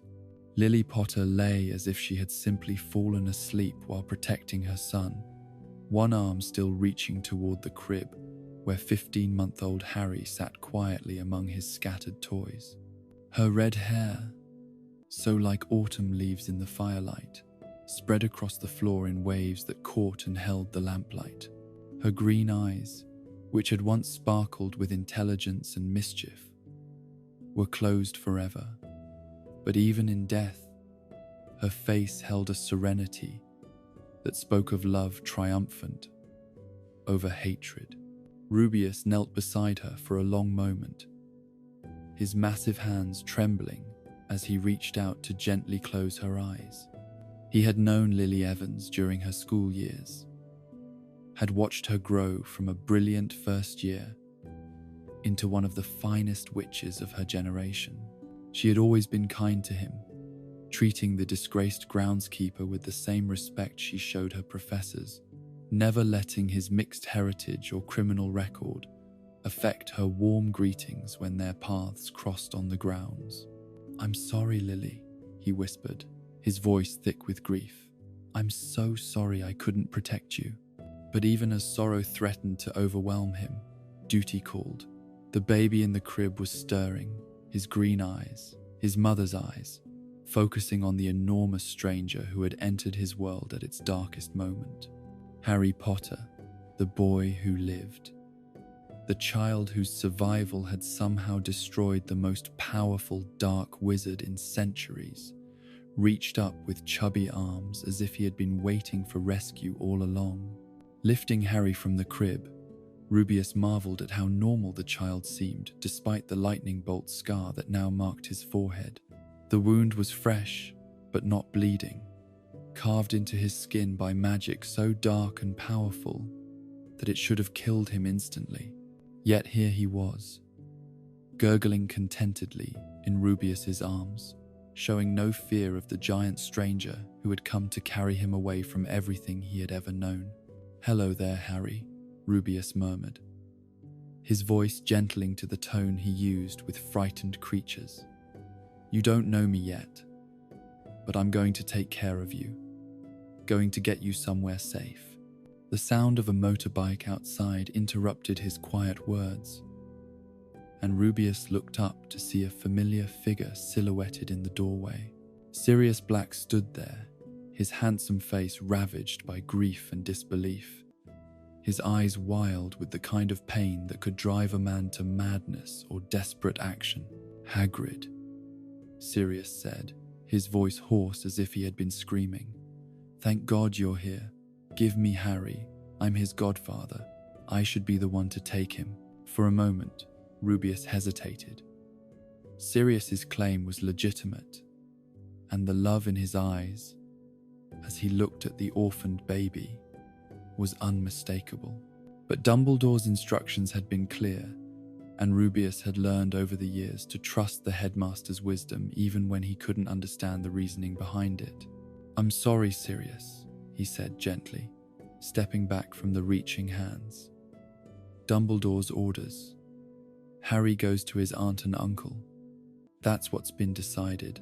The anguish that crossed Sirius's face was heartbreaking to witness. He had already lost his best friends, had arrived too late to save them, or even to say goodbye. Now he was being denied the chance to care for the child who represented all that remained of James and Lily's love. His hands clenched into fists, and for a moment Rubeus thought the young man might try to take Harry by force. But then something seemed to collapse inside Sirius, and he sank to his knees beside Lily's body, his shoulders shaking with silent sobs. "They're really gone," he whispered. "I can't believe they're really gone." "I know," Rubeus said, his own voice breaking. "I know it hurts, but they died protecting him, and we're going to honor that by keeping him safe." Sirius looked up with eyes that held a terrible purpose. "It was Pettigrew," he said. The name spat like a curse. "The little rat betrayed them. He was their secret keeper, not me. Everyone's going to think it was me. But it was Peter all along." The revelation hit Rubeus like a physical blow. Peter Pettigrew, the quiet, nervous boy who had followed James and Sirius through school like a shadow, who had seemed so harmless and loyal. He had been working for Voldemort all along. The betrayal was so complete, so devastating in its implications, that Rubeus could hardly process it. "You've got to go after him," he urged. But Sirius was already standing, his face set in lines of grim determination. "Give me the motorbike," Sirius said, pulling out his wand. "I won't be needing it anymore. Not where I'm going." The exchange of keys for wand was conducted in silence, both men understanding that this might be the last time they ever saw each other. Sirius was going after Pettigrew, and given the state he was in, the confrontation would likely end in blood. But justice demanded that the real traitor be exposed, that James and Lily's true betrayer face consequences for his treachery. "Take care of him," Sirius said, looking one last time at Harry, who had fallen asleep in Rubeus's massive arms. "Take care of Harry, and tell him his parents loved him more than life itself." Then he was gone, disapparating into the night to pursue his revenge, leaving Rubeus alone with the sleeping child and the weight of responsibility that felt heavier than any burden he had ever carried. The motorbike roared to life at his touch, its magical engine purring with barely contained power. And soon they were airborne, climbing through clouds toward a destiny that neither of them could have imagined. The flight to Little Whinging took them over a landscape transformed by recent events.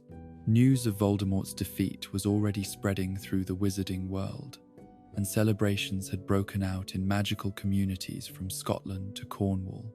Fireworks bloomed in the sky. Owls carried messages of joy and relief, and the very air seemed to vibrate with hope for the first time in years. But Rubeus felt no urge to celebrate as he guided the motorbike through the autumn night. The cost of victory had been too high, the losses too personal and immediate. James and Lily Potter, two of the finest people he had ever known, were dead.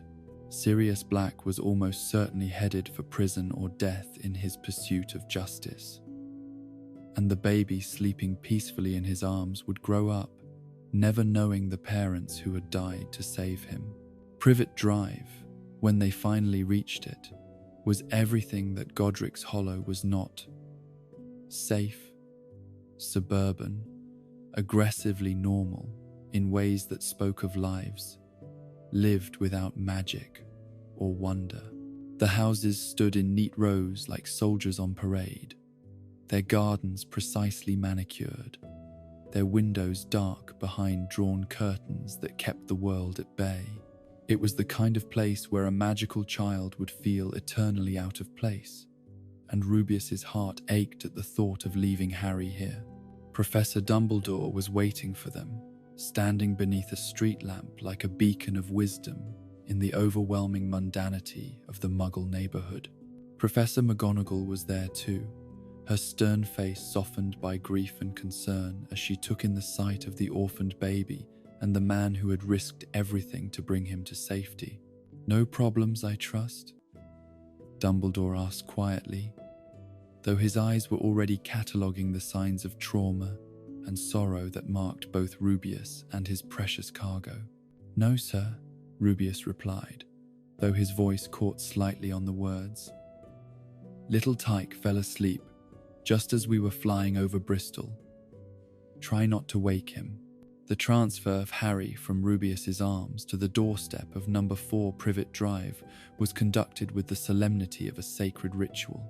This sleeping child, who had somehow survived the killing curse that had destroyed the most feared wizard of the age, represented hope for the entire wizarding world. Yet, he was also just a baby who had lost everything, who would wake up in a strange place among people who had no understanding of what he was or what he had endured. "Will he be safe here?" Rubeus asked, though he already knew what Dumbledore's answer would be.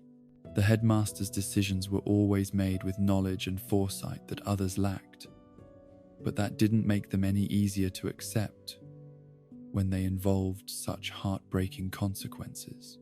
"As safe as we can make him," Dumbledore replied, his own voice heavy with the weight of difficult choices.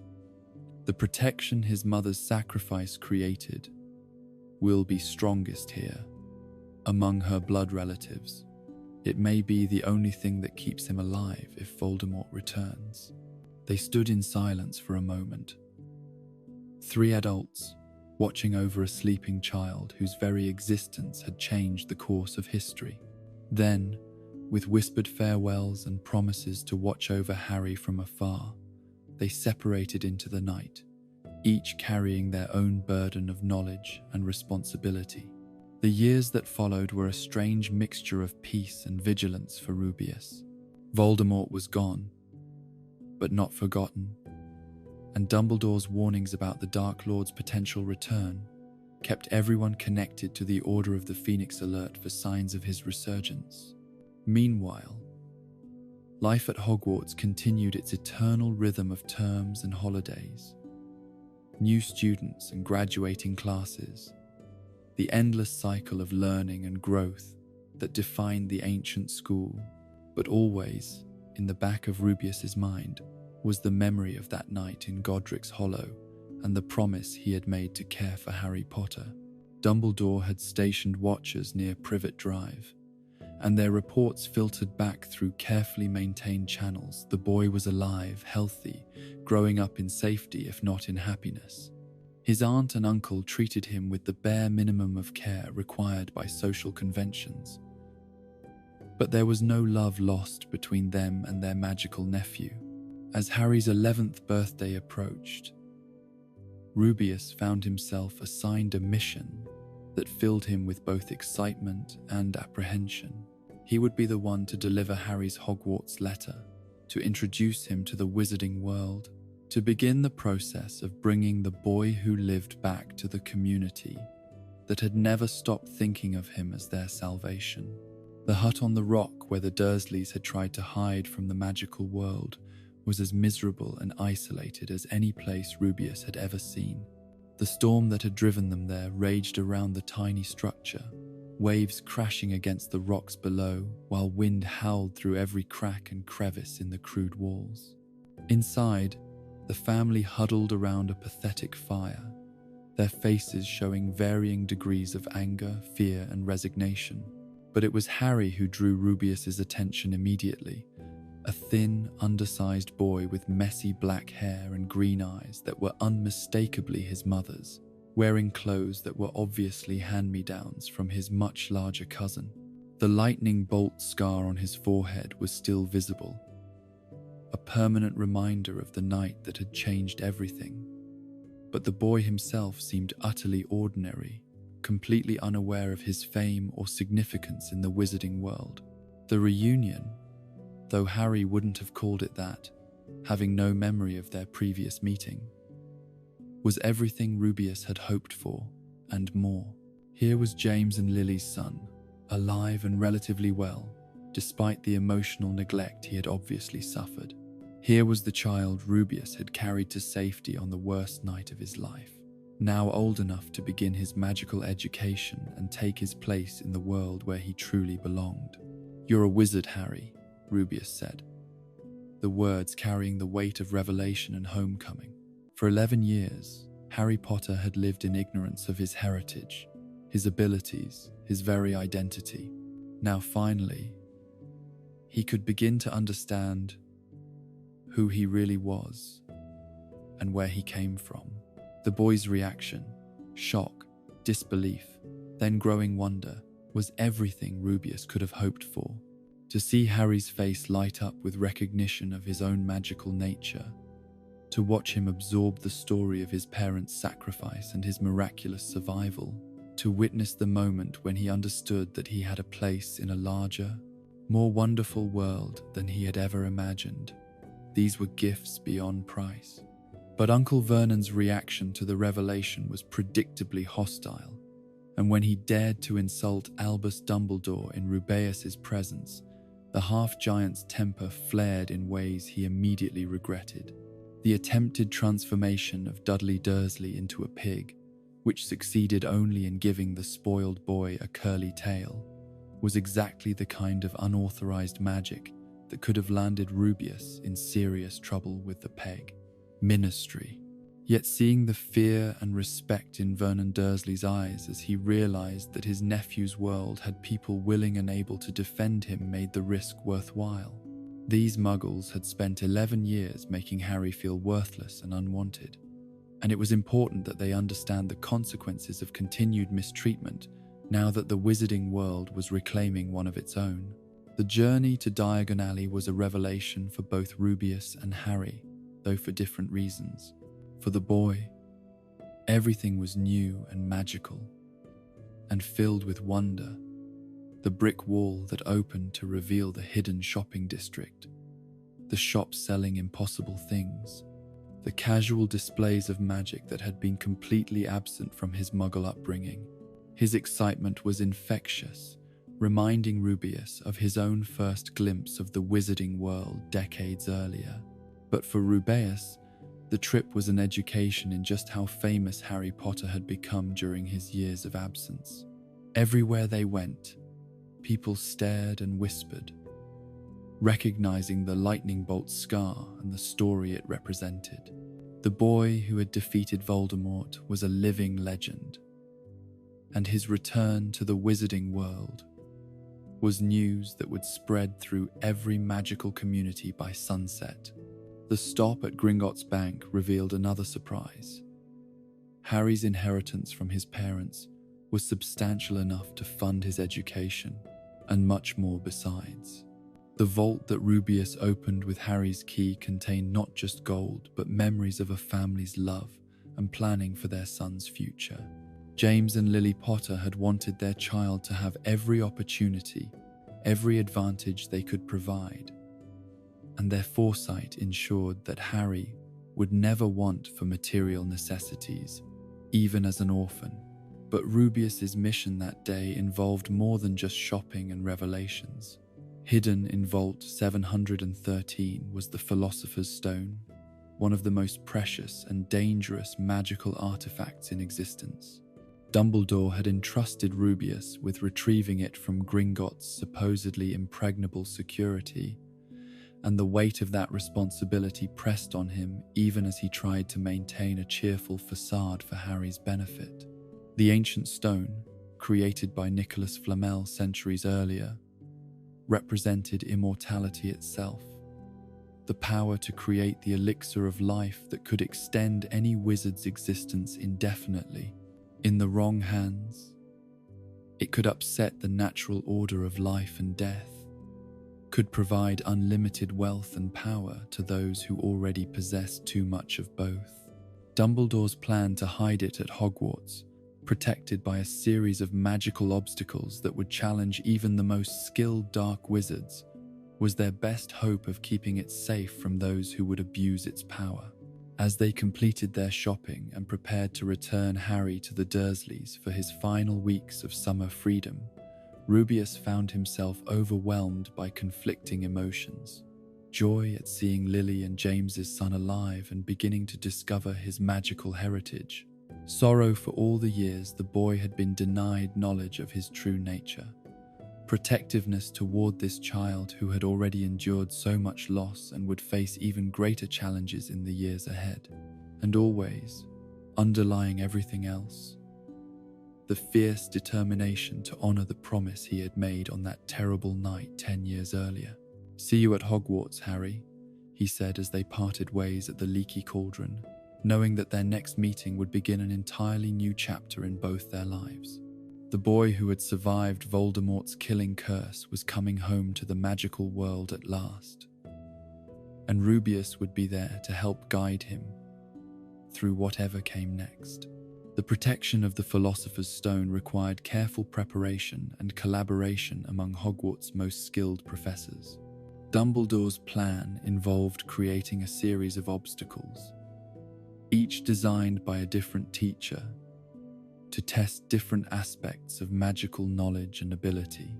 Professor Sprout contributed her Devil's Snare, a plant that would strangle intruders unless they remained calm and used the proper counterspells. Professor Flitwick created a flock of enchanted keys that would require exceptional flying skills to capture. Professor McGonagall transfigured a giant chess set that demanded strategic thinking and personal sacrifice from anyone who wished to pass. Rubeus's contribution was Fluffy, a three-headed dog of enormous size and ferocious temperament that he had acquired from a Greek colleague in magical creature trading. The massive creature, standing nearly 12 feet tall at the shoulder, was perfectly suited to guard the entrance to the underground chambers where the stone would be hidden. Its three heads allowed it to maintain constant vigilance. Its size made physical confrontation virtually impossible, and its loyalty to Rubeus ensured that it would remain at its post regardless of magical compulsion or bribery.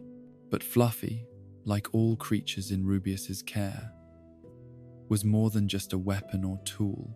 The three-headed dog was intelligent, capable of forming emotional bonds, deserving of care and respect, despite its fearsome appearance.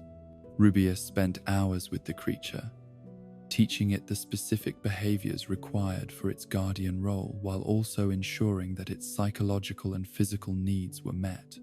A happy, well-cared-for guard dog was far more effective than one that was simply trained to attack indiscriminately.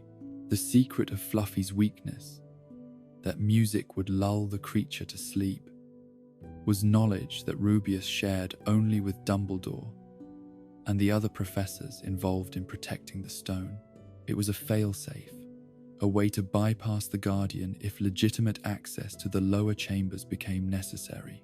The revelation of this secret to Tom Riddle years earlier had nearly cost an innocent student her life, and Rubeus had learned to be far more careful about protecting crucial information. When Harry Potter finally arrived at Hogwarts for his first year, accompanied by the traditional group of nervous first years, Rubeus felt a deep satisfaction at seeing the completion of a circle that had begun on that terrible Halloween night. The boy had survived his childhood with the Dursleys, had discovered his magical heritage, and was now ready to begin the education that would prepare him for whatever destiny awaited him. The friendship that developed between Harry, Ron Weasley, and Hermione Granger brought frequent visitors to Rubeus's hut, and these visits became highlights of his existence. To see Harry laughing with friends, arguing about homework, worrying about normal teenage concerns, these were precious gifts that reminded Rubeus why he had spent so many years working to keep the wizarding world safe for future generations. But the tranquility of Harry's first year was shattered by the arrival of Professor Quirrell and his secret passenger, the spiritual remnant of Lord Voldemort, seeking the Philosopher's Stone that would restore him to physical form. The Dark Lord's return, even in such a weakened state, represented everything that Rubeus and the Order of the Phoenix had feared during the years of apparent peace. The evening at the Hog's Head, when Rubeus encountered the hooded stranger who offered him a dragon's egg, seemed like nothing more than an unusual stroke of luck.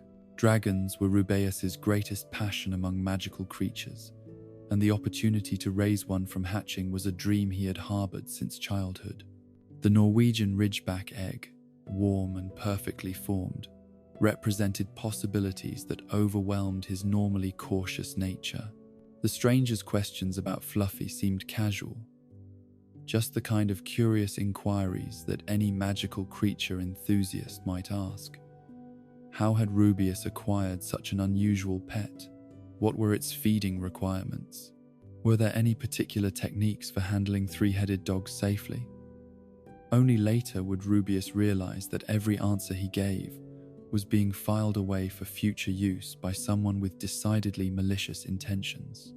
Norbert's hatching, when it finally occurred in the warmth of Rubeus's fireplace, was everything he had hoped for and more.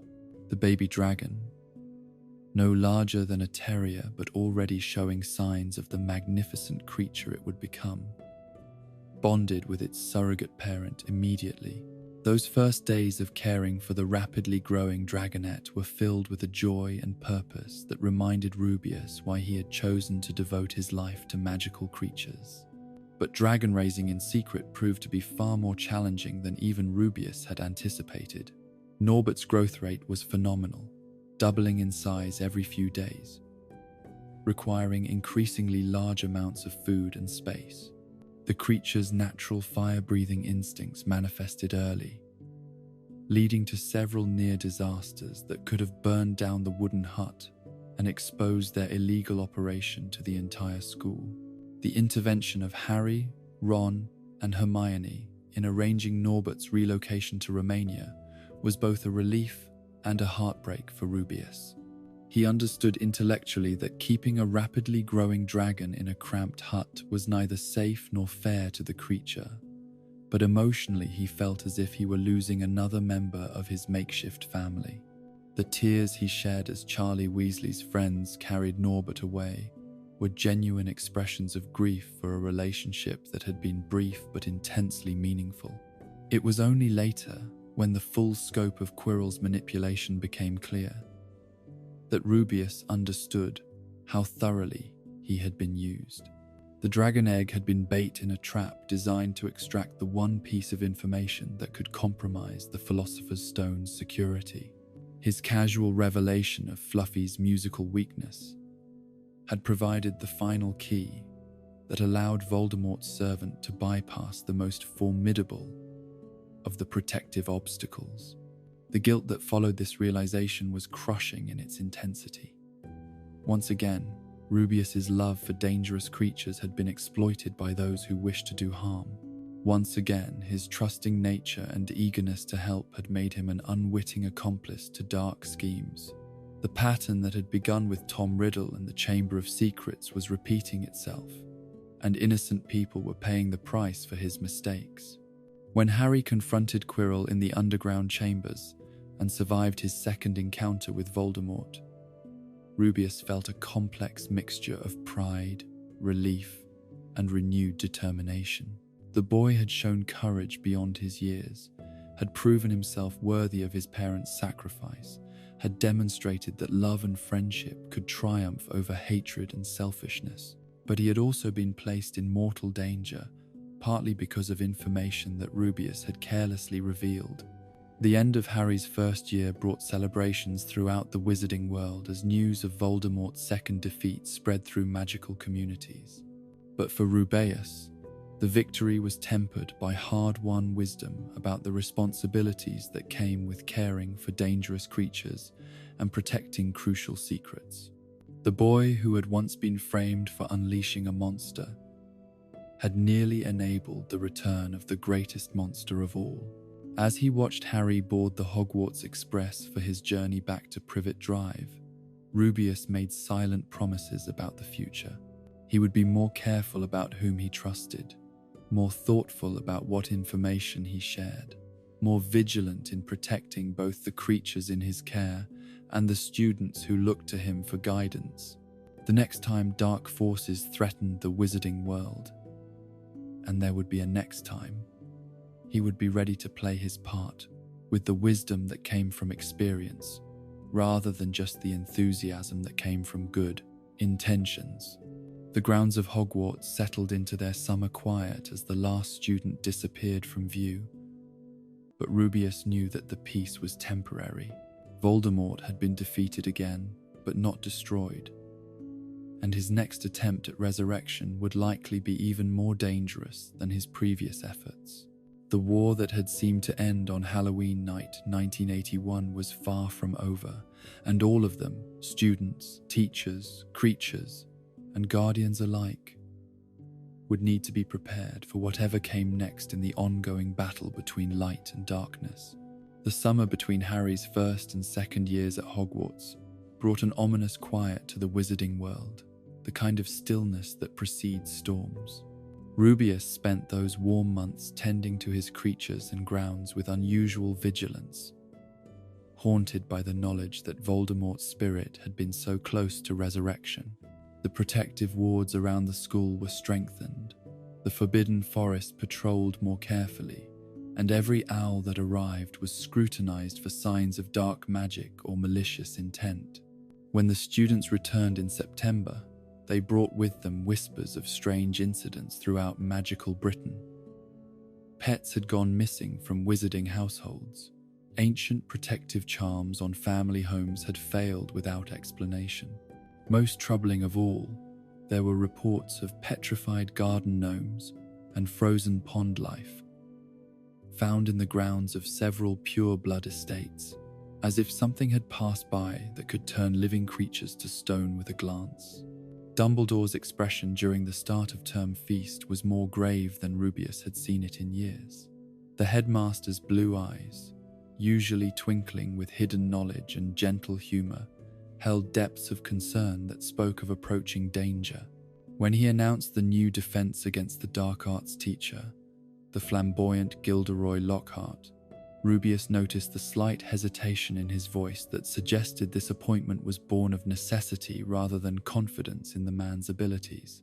The first sign that this year would be different came within days of term beginning. Mrs. Norris, Filch's devoted cat and constant companion in his eternal war against student mischief, was found petrified near the entrance to an abandoned classroom. Her rigid body, eyes wide with terror, hung suspended by her tail from a torch bracket, accompanied by words scrawled on the wall in what appeared to be blood. "The Chamber of Secrets has been opened. Enemies of the air, beware. The effect on the school was immediate and profound. Students who had grown up on stories of Salazar Slytherin's hidden chamber whispered fearfully in corridors that had been filled with laughter just days before.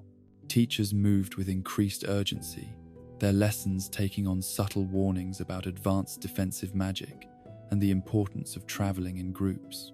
Even the portraits seemed subdued, their usual gossip replaced by nervous glances and hastily ended conversations. For Rubius, the announcement brought memories flooding back with the force of a tidal wave. 50 years earlier, he had lived through the chamber's first opening, had been blamed for the death that resulted, had watched his life crumble around accusations he could not refute. The boy who had been expelled in disgrace, the half-giant whose dangerous pet had supposedly killed Myrtle Warren, was about to face the return of his greatest nightmare. But this time, he told himself with the wisdom that came from decades of experience, things would be different. He was no longer a frightened 13-year-old with no allies and no understanding of the political forces at work. He had Dumbledore's trust, the respect of his colleagues, and years of accumulated knowledge about the castle's secrets. Most importantly, he had the absolute certainty of his own innocence, even if he could not prove it to skeptical minds. The second attack came in November, claiming Colin Creevey, a first-year Gryffindor whose enthusiasm for photography and hero worship of Harry Potter had made him a familiar figure around the school. The boy was found petrified in a corridor near the hospital wing, his camera smoking in his hands, its film destroyed by whatever magical force had preserved his body in stone-like rigidity. The discovery of Colin's camera, with its ruined film that might have captured an image of the attacker, sent ripples of fear throughout the castle. Students began traveling in large groups. Teachers escorted classes between lessons, and the usual evening activities that brought life to Hogwarts after dark were quietly suspended. The school felt like a fortress under siege, its defenders waiting for an enemy that could strike from anywhere at any time. Rubius found himself under increased scrutiny from both ministry officials and nervous parents who remembered the previous chamber incident all too well. Owls arrived daily with letters questioning his continued employment at the school, demanding to know what precautions were being taken to prevent another tragedy, suggesting that perhaps someone with his history should be removed from contact with vulnerable students until the crisis passed. Each letter was a small wound, reopening scars that had never fully healed, to be suspected again of crimes he had never committed, to see fear in the eyes of students who had once sought his comfort and protection, to feel the walls of belonging he had spent decades building crumble under the weight of renewed suspicion. The emotional toll was enormous, even for someone who had survived such trials before. But worse than the external pressures was the internal doubt that began to gnaw at Rubius's confidence. Could his beloved Aragog somehow be involved in these attacks? The Acromantula was old now, well past his prime, but his children had spread throughout the deepest parts of the Forbidden Forest. Might one of them have found a way into the castle? Might his protection of the spiders decades earlier now be enabling a new generation of tragedy? The possibility haunted his nights and shadowed his days as he went about his duties with mechanical precision. He visited Aragog more frequently, studying the ancient spider's behavior for any signs of knowledge or complicity. But the creature's responses to careful questioning were consistent. Neither he nor his descendants had entered the castle. Neither he nor they had any desire to hunt human prey when the forest provided abundant food for their needs. Still, doubt remained, and with it came a crushing sense of déjà vu. Once again, he was the obvious suspect in attacks involving dangerous creatures. Once again, his mixed heritage and criminal record made him an easy target for those seeking simple explanations for complex problems.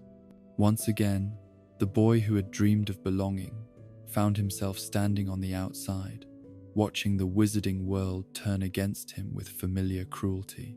The third attack struck during the December holiday, when most students had gone home to their families for Christmas. Justin Finch Fletchley, a Hufflepuff second year, was found petrified in the corridor outside the library, his face frozen in an expression of surprise and terror.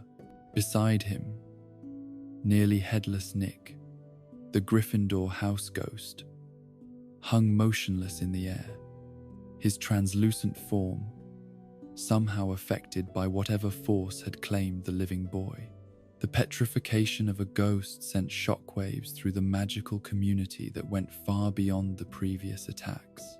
Ghosts were already dead, their existence sustained by magical forces that should have made them immune to most forms of harm. That something could affect both living students and departed spirits suggested a power of unprecedented scope and malevolence. It was then that Minister Cornelius Fudge arrived at Hogwarts with a contingent of horrors and a warrant that would shatter Rubeus's world once again. The political pressure to act, to be seen taking decisive steps against the perceived threat, had overwhelmed any consideration of evidence or justice. Someone had to be held accountable for the attacks, and the half-giant with a history of illegal creature keeping was the most convenient target available. "Albus," Fudge said as he stood in Dumbledore's office, his face flushed with the importance of his mission. "Look, Hagrid's record is against him. I've got to take him." The words were delivered with false regret, as if the minister were reluctantly forced into action by circumstances beyond his control, rather than making a calculated political decision to deflect criticism from his own administration. The arrest, when it came, was conducted with unnecessary drama and publicity. Ministry officials surrounded Rubeus's hut in the pre-dawn darkness, their wands drawn as if expecting violent resistance from someone they claimed to consider dangerous. The irony of treating a man known for his gentleness with aggressive force was lost on the officials, who seemed more concerned with creating an impressive spectacle for the wizarding press than with conducting a legitimate investigation. "I'm not going anywhere," Rubeus declared as the officials attempted to escort him from his home, his voice carrying the quiet dignity of someone who had faced injustice before and refused to be cowed by it. "This is my home, these are my creatures, and I haven't done anything wrong." But protest was futile against the combined weight of ministry authority and public fear. The same system that had failed him as a 13-year-old student was failing him again as a 50-year-old groundskeeper, proving that some prejudices ran too deep to be overcome by decades of faithful service and demonstrated loyalty. The journey to Azkaban was a nightmare journey through grey seas under grey skies, the prison fortress rising from the waves like a monument to despair. The Dementors that guarded the facility pressed close to the boat carrying the new prisoners, their presence draining hope and warmth from the air, until even breathing became an effort of will. Inside the fortress, Rubeus was assigned to a cell that was barely large enough to accommodate his substantial frame, its walls weeping with moisture that never dried, its air thick with the psychic weight of centuries of human suffering. The cries of other prisoners echoed through the corridors day and night, a constant reminder that sanity and hope were luxuries that Azkaban was designed to strip away with methodical efficiency. But Rubeus had advantages that many prisoners lacked. His mixed giant heritage gave him physical resilience that helped him endure the harsh conditions. His absolute certainty of his own innocence provided mental armor against the Dementors' attempts to feed on his despair. Most importantly, his deep connection to magical creatures created a spiritual anchor that the prison's atmosphere could not entirely corrode. Even in Azkaban, he found himself caring for the prison's population of rats, sharing his meager food rations with creatures that reminded him of the wider world beyond these walls. The guards, initially suspicious of this behavior, eventually came to ignore it as harmless eccentricity from someone they considered already broken by the system. The days in prison blended together in a haze of cold, hunger, and enforced inactivity that would have destroyed weaker souls. But Rubius endured by focusing on memories of Hogwarts, of students who had found comfort in his hut, of creatures who had thrived under his care. He knew that somewhere beyond these walls, the real culprit was continuing their reign of terror, and he held on to the faith that truth would eventually prevail over convenience. Meanwhile, at Hogwarts, Harry Potter and Ron Weasley had embarked on their own investigation into the Chamber of Secrets. Their friendship with Rubius, built over countless visits to his hut and adventures with his creatures, made them absolutely certain of his innocence despite the evidence that seemed to condemn him. Where adults saw patterns of guilt and reasonable suspicion, the boys saw only the gentle giant who had never harmed so much as a fly intentionally. Their investigation led them through the labyrinthine history of the school, uncovering connections between the current attacks and events from 50 years earlier. The name Tom Marvolo Riddle emerged from old school records, along with evidence that his role as the heroic student who had exposed the previous chamber attacks might not have been as straightforward as official accounts suggested.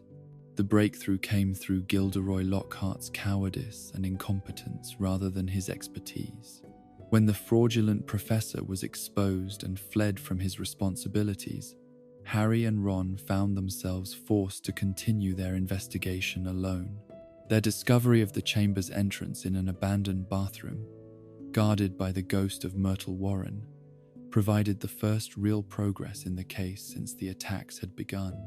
Myrtle's testimony, given with the gleeful malice of someone who had spent 50 years nursing grievances against the living, finally revealed the truth that had been hidden for decades. She had been killed not by a spider or any conventional magical creature, but by something that had killed with its gaze alone. Her description of yellow eyes and a massive serpentine form pointed toward a creature far more dangerous and ancient than anyone had suspected.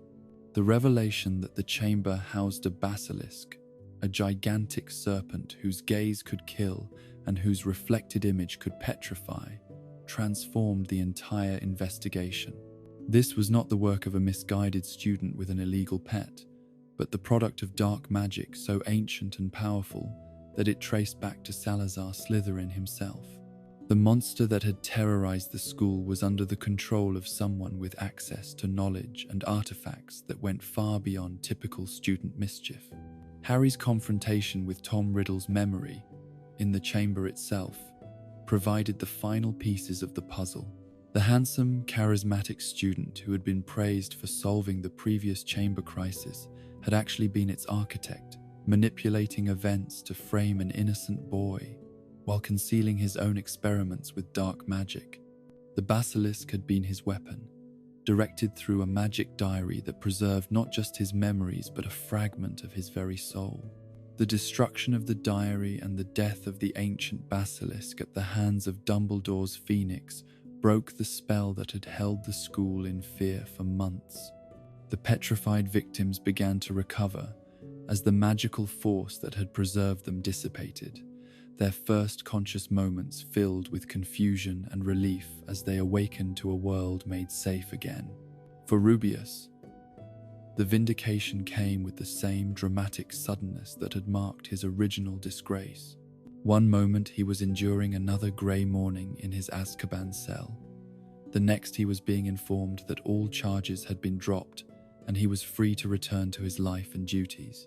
The apology from Minister Fudge was perfunctory and grudging, more concerned with political damage control than genuine remorse for the injustice that had been committed. The boat ride back to the mainland felt like a journey between worlds. Each mile of grey water crossed, bringing him closer to the life he had been torn away from so abruptly. The Dementor's influence faded gradually as the prison disappeared behind him, replaced by sensations he had almost forgotten. The warmth of genuine sunlight, the taste of air that wasn't poisoned by despair, the possibility of hope renewed after months of enforced bleakness. Hogwarts, when he finally reached it, welcomed him back with a celebration that warmed his heart despite the trauma he had endured. Students who had been afraid to associate with him before his arrest now lined up to express their relief at his return. Teachers who had maintained professional distance during the investigation offered genuine warmth and support. Even the castle itself seemed brighter, as if his absence had dimmed something essential about the school's character. But perhaps the most meaningful welcome came from Harry, Ron, and Hermione, whose faith in his innocence had never wavered despite overwhelming pressure to accept the official version of events. Their loyalty during his darkest hour had been absolute, their determination to uncover the truth unwavering, even when it put them in mortal danger. Such friendship was a gift beyond price, proof that the bonds forged through genuine care and mutual respect could survive even the most severe tests. The revelation of Tom Riddle's true identity as the young Lord Voldemort sent shockwaves through the wizarding world that went far beyond the immediate crisis at Hogwarts. The boy who had seemed so promising, so destined for greatness, had been nurturing the seeds of ultimate evil. Even during his school years, the charm and intelligence that had impressed teachers and fellow students had been weapons in service of an agenda that valued power over everything else, including human life. For Rubeus, this revelation brought a complex mixture of vindication and sorrow. His own innocence was finally established, beyond question, but at the cost of understanding just how thoroughly he had been manipulated. The boy he had tried to protect with desperate pleas of "it wasn't him" had indeed been innocent, but only of the specific crime for which he was being executed. Aragog had never killed anyone, but Tom Riddle most certainly had. The promotion that followed his vindication was both reward and recognition of capabilities that had been overlooked during his years as a mere groundskeeper. Professor of Care of Magical Creatures was a position he had earned through decades of practical experience and natural talent, but it also represented trust from the administration that his judgment could be relied upon in matters of education and student safety. His first class as a professor was both triumph and disaster, a perfect encapsulation of his lifelong struggle to balance his love for dangerous creatures with the responsibility of keeping others safe. Buckbeak the Hippogriff was magnificent, proud, intelligent, capable of inspiring both wonder and respect in those who approached him properly. The creature represented everything Rubeus believed about the importance of understanding rather than fearing magical beings.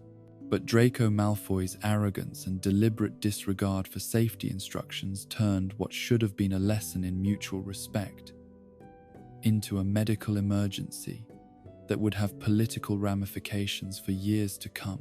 The boy's injury, while not life-threatening, provided his father with exactly the ammunition needed to pursue a vendetta against both Rubeus personally and Dumbledore's administration more broadly. The hearing that followed was a kangaroo court disguised as due process, with Lucius Malfoy's political connections and financial influence, ensuring that the outcome was predetermined regardless of evidence or testimony. The Committee for the Disposal of Dangerous Creatures was packed with allies who owed their positions to Malfoy largesse, while Rubeus's supporters were systematically excluded from the proceedings through bureaucratic maneuvering and procedural technicalities. "Buckbeak's been sentenced to death," Rubeus told Harry, Ron, and Hermione, his voice thick with grief and defeat. The magnificent creature that had done nothing more than defend itself against an aggressive student was to be executed to satisfy political revenge and send a message about the consequences of challenging pure-blood authority. The injustice of the sentence was overwhelming in its transparency, but the ministry's desire to appease influential families overrode any consideration of fairness or proportionality. A creature that posed no threat when properly handled was condemned to death because a spoiled child had refused to follow basic safety procedures, and his father had the wealth and connections to demand blood in recompense. The night before Buckbeak's scheduled execution was one of the darkest of Rubeus's life. Rivaling even his worst moments in Azkaban, he sat in his hut with the condemned hippogriff tethered outside, both of them waiting for a dawn that would bring finality to their brief partnership. The creature's calm acceptance of his fate was heartbreaking. Hippogriffs understood death as a natural part of life, but this killing would serve no purpose beyond political theatre and personal revenge. Harry and Hermione's arrival in the gathering dusk seemed like a final kindness from fate, a chance to say goodbye to the friends whose support had sustained him through so many trials. Their conversation was stilted, weighed down by the knowledge that nothing they could do or say would change what was coming with the sunrise. The executioner's axe waited, sharpened and ready, for a task that would diminish everyone involved in its performance. But time-turner magic and the courage of 13-year-old students accomplished what adult politics and legal proceedings had failed to achieve.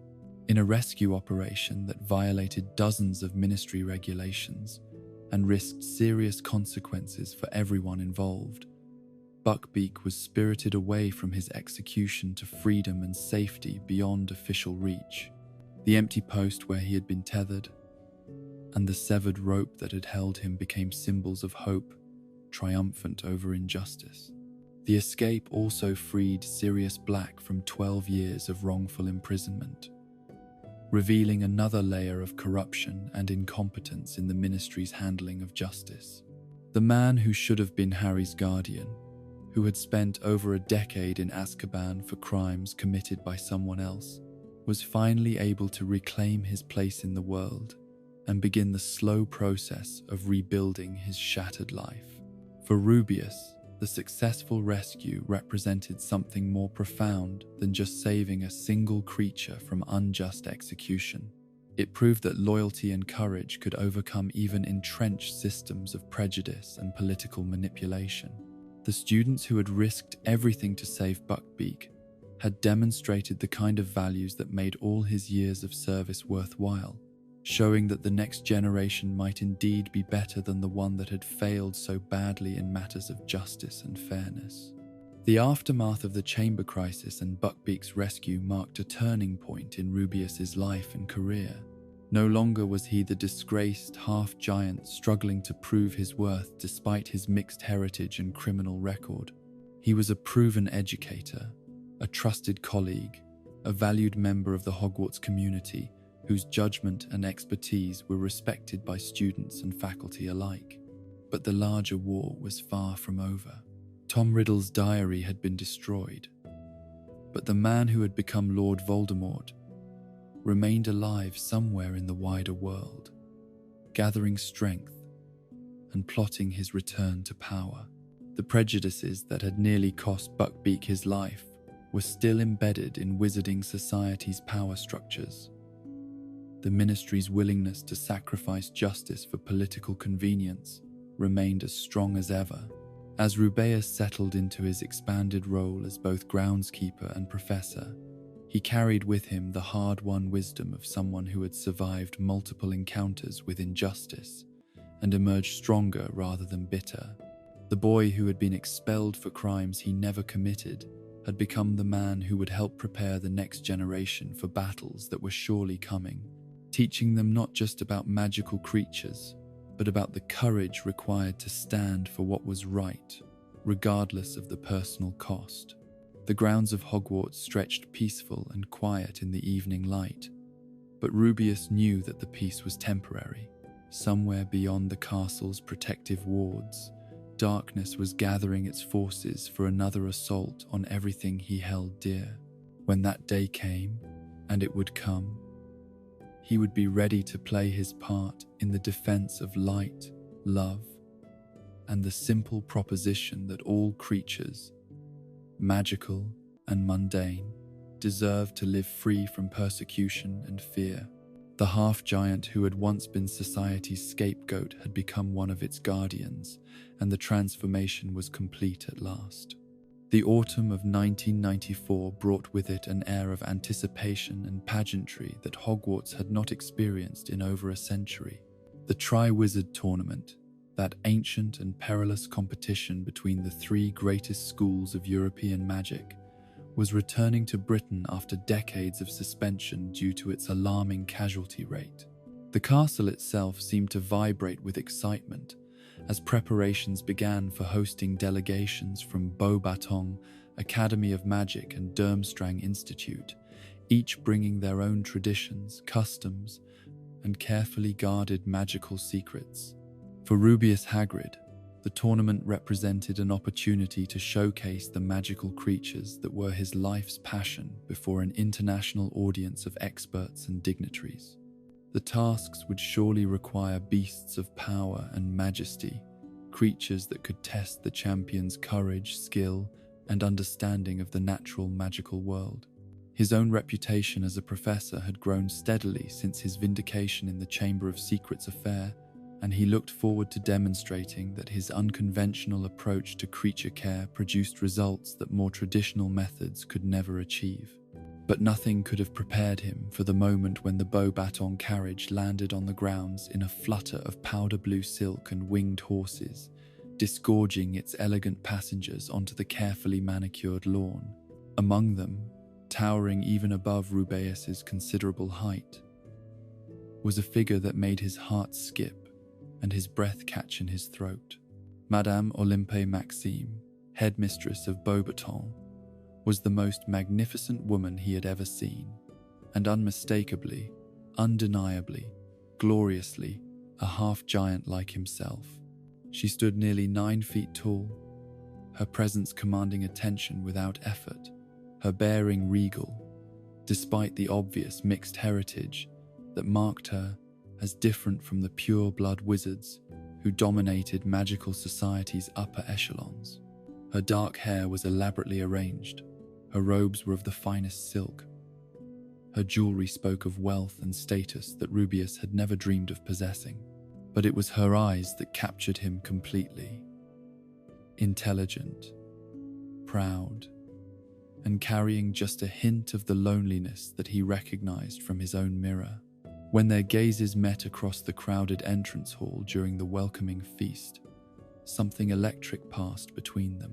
Here was someone who understood what it meant to be different, to be judged by heritage rather than character, to stand apart from others not by choice but by birth. Here was someone who had not merely survived the prejudices that dogged half-giants but had transcended them, rising to a position of respect and authority that proved what was possible when talent was given the chance to flourish. Their first conversation, conducted in halting French and enthusiastic English beside the Hogwarts lake, revealed depths of compatibility that went far beyond their shared heritage. Madame Maxime had also struggled with acceptance in a world that feared her size and strength. She too had found solace in the care of magical creatures, understanding their needs in ways that others couldn't match. She too had built her life around service to young witches and wizards, helping them discover their own potential despite the barriers that society might place in their way. "The students," she said in her melodious accent, gesturing toward a group of Beauxbatons girls who were practicing their charm work near the fountain.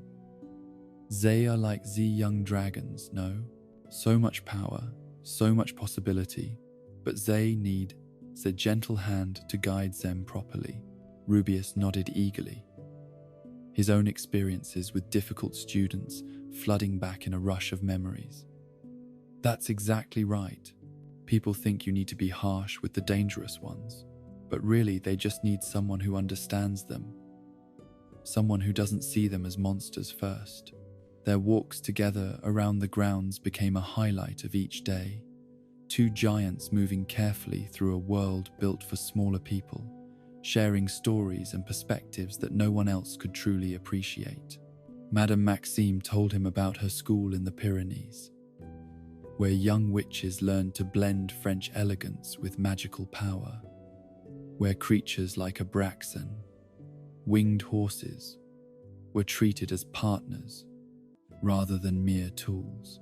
Rubeus shared his own journey from disgraced student to respected professor, his work with creatures that others feared, his deep love for Hogwarts despite all the pain it had once caused him. The other staff members watched this budding romance with amusement and approval, though none dared to comment directly on the obvious attraction between the two half-giants.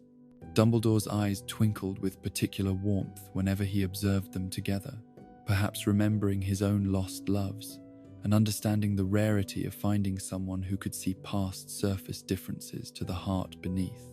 The tournament's first task revealed the dangerous magnificence of the creatures that Rubeus had helped select and prepare, 4 different species of dragon, each more formidable than the last.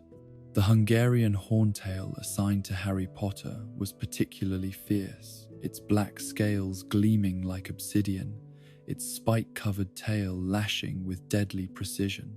But watching Madame Maxime observe the proceedings, Rubeus saw not fear in her eyes but appreciation for the raw beauty and power that these ancient creatures represented. Magnifique, she breathed as the dragons performed their terrible dance with the champions, testing courage and quick thinking in equal measure.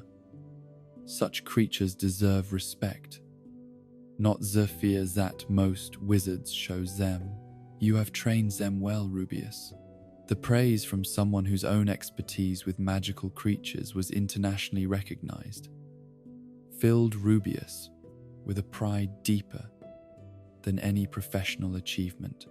Here was validation not just of his methods, but of his entire philosophy of creature care, spoken by someone who understood both the challenges and the rewards of working with beings that others considered too dangerous to approach.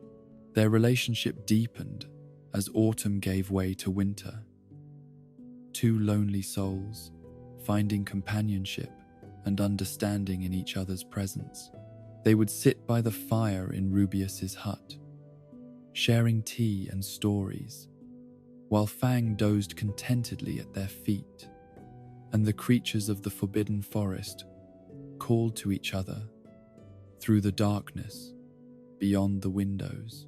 These were precious hours, filled with the kind of comfortable intimacy that comes when 2 people discover they have been waiting their whole lives to find someone who truly understands them.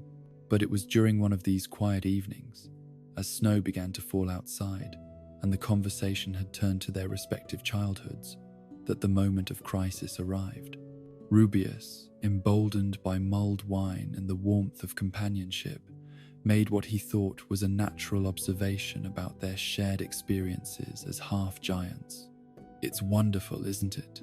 he said, his voice soft with contentment. "To finally have someone who understands what it's like. Another half-giant who knows what we've been through." The change in Madame Maxime was instantaneous and terrible. Her face, which had been soft with affection and trust, hardened into a mask of offended dignity. Her posture, which had been relaxed and welcoming, straightened into rigid formality. The warmth that had filled the room seemed to drain away as if a door had been opened to the winter night. "Elf, giant?" she repeated, her accent thickening with emotion. "I am afraid you are mistaken, Monsieur Hagrid. I am simply large-boned. My family has always been tall, but we are pure-blood wizards of the finest breeding." The lie hung between them like a sword, cutting through weeks of growing intimacy with brutal efficiency. Rubeus stared at her in shock, unable to comprehend how someone who had seemed so comfortable with herself, so proud of her heritage, could suddenly deny the very thing that had brought them together: the height, the strength, the immediate understanding of his own struggles. All of it had been built on a foundation that she was now rejecting as unthinkable. But Olympe, he stammered, using her first name for the first time, his voice breaking with confusion and hurt. "We've talked about our mothers. about growing up different. You told me about the prejudice you faced, the way people stared. I spoke of the difficulties faced by all those who are different from the norm, she replied coldly, rising to her full imposing height. That does not mean I share your particular heritage. I am sorry if you misunderstood my sympathy for something more personal. She left without another word, her silk robes rustling with indignation, leaving Rubeus alone with his confusion and growing heartbreak. The hut that had seemed so warm and welcoming just moments before now felt hollow and cold, filled with the echoes of words that could never be taken back. He sat staring into the fire for hours, trying to understand how someone who had seemed to accept herself so completely could be living such a fundamental lie. The days that followed were agony for both of them, though they handled their pain in very different ways. Madame Maxime threw herself into her duties with renewed intensity, overseeing her students' preparation for the tournament tasks with meticulous attention to detail. She moved through the school with regal bearing intact, her head held high, giving no sign that anything had changed in her personal relationships. But Rubeus could see the cost of her denial in the careful way she avoided his presence, the deliberate routes she took to prevent chance encounters, the slight stiffening of her posture whenever he entered a room where she was present. The woman who had laughed so freely at his stories, who had listened so intently to his theories about creature behavior, who had seemed so comfortable in her own skin, was now trapped in a prison of her own making. For Rubeus, the rejection cut deeper than any previous betrayal or disappointment. This was not the cruelty of strangers, or the prejudice of those who had never tried to understand him. This was denial from someone who shared his heritage, who should have been his strongest ally in facing the world's prejudices. The message was clear and devastating.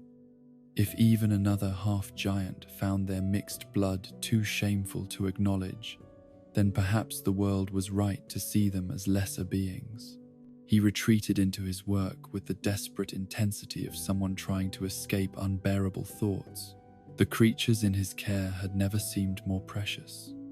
Their unconditional acceptance, a balm for wounds that human words had opened. He spent hours in the forbidden forest with Aragog and his children, finding solace in relationships that were honest and straightforward, unmarred by the complex shame that seemed to poison human connections. It was Rita Skeeter, that most venomous of magical journalists, who would transform private heartbreak into public humiliation.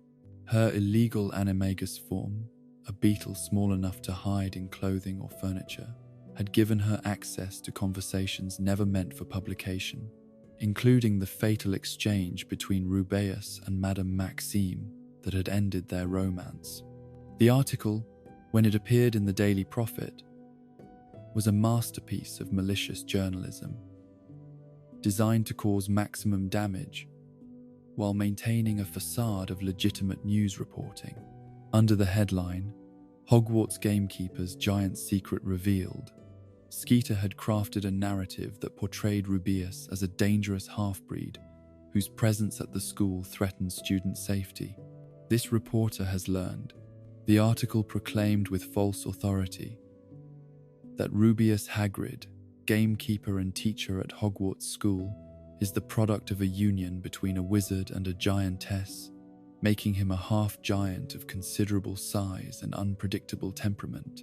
Sources close to the school express concern that his appointment to the faculty represents a dangerous precedent in the employment of beings whose giant heritage may make them prone to violent outbursts.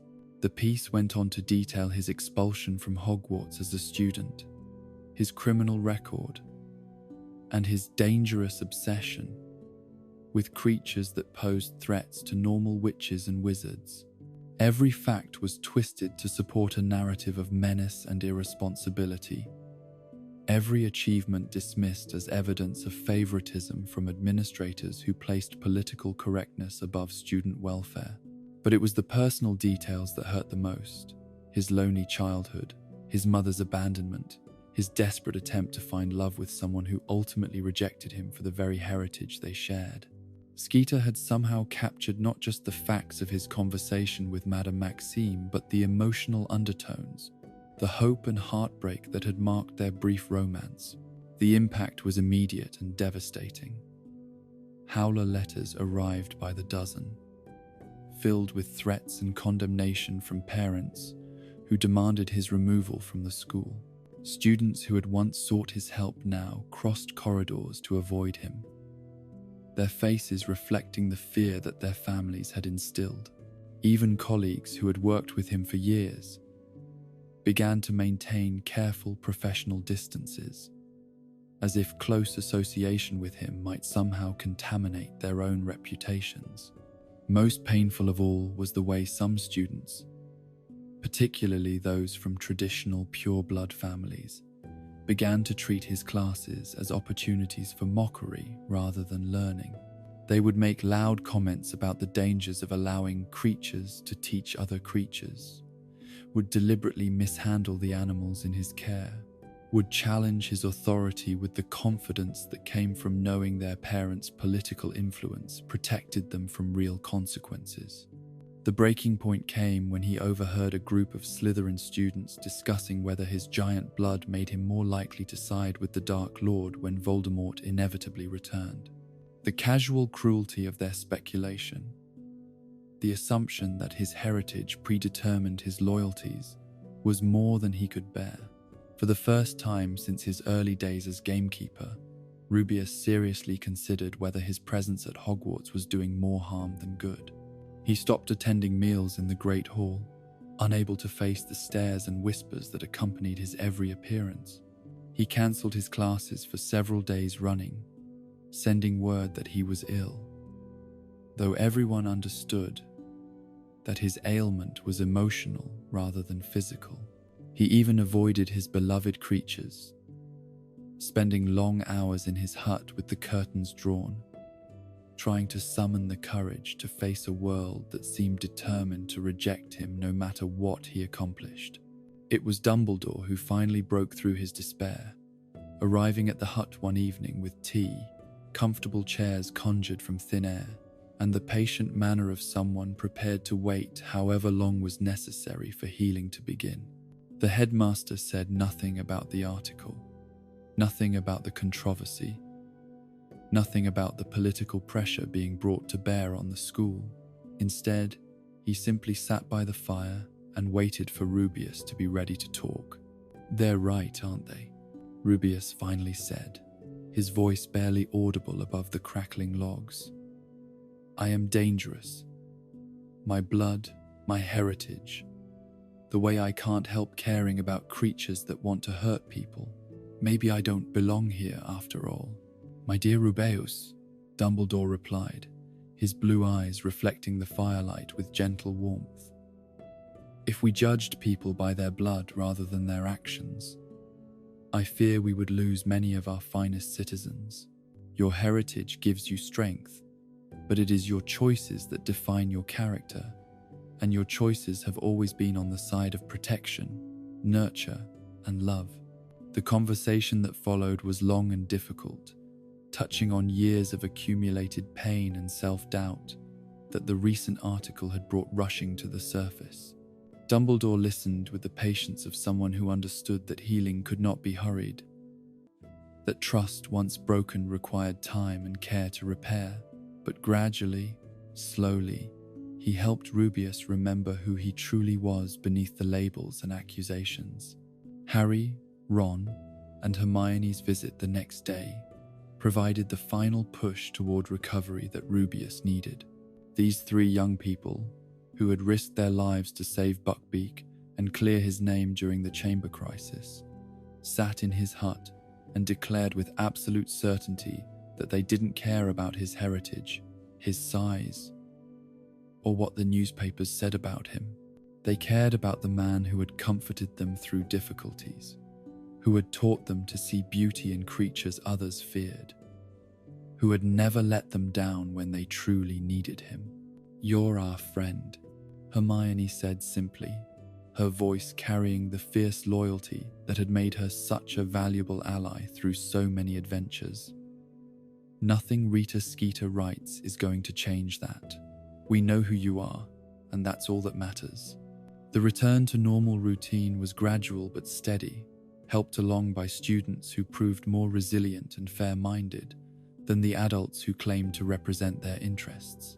Young witches and wizards who had grown up with Rubeus as a fixture of their Hogwarts experience largely ignored the hysteria of their parents' generation, continuing to seek him out for help with their studies, comfort during difficult times, and the rock cakes that had become legendary throughout the school. But the damage to his relationship with Madame Maxime seemed irreparable. She continued to avoid him throughout the remainder of her stay at Hogwarts, their interactions limited to formal exchanges required by their professional duties. The warmth that had briefly flowered between them was gone, replaced by a careful politeness that was somehow more painful than open hostility would have been.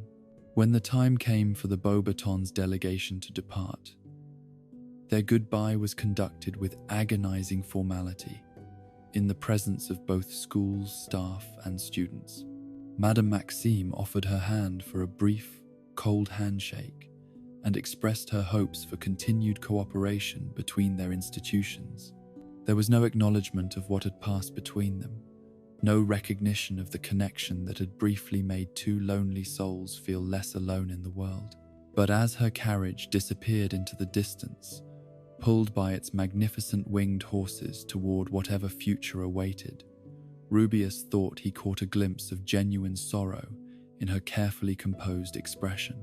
Perhaps, in denying her heritage, she had also denied herself the chance for the kind of understanding and acceptance that they might have shared. Perhaps the price of maintaining her carefully constructed reputation had been higher than even she had initially realized. The end of the tournament brought with it darker news that put personal heartbreak into perspective. Lord Voldemort had returned to physical form, using Harry Potter's blood and the murder of Cedric Diggory to complete a ritual that restored his terrible power.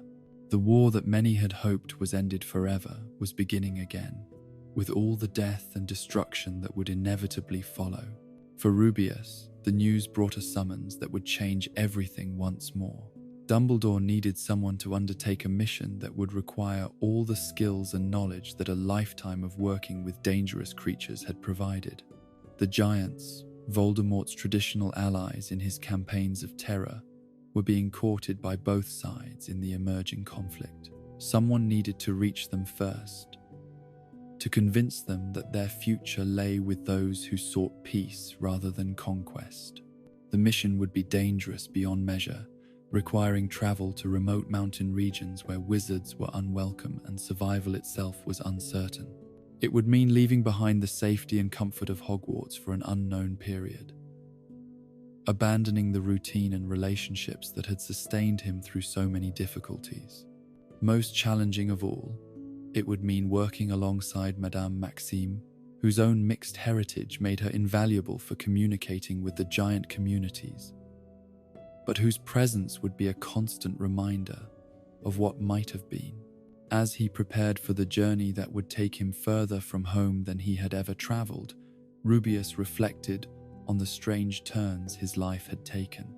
The boy who had been expelled for allegedly unleashing a monster was now being trusted with a mission crucial to preventing the return of the greatest monster of all.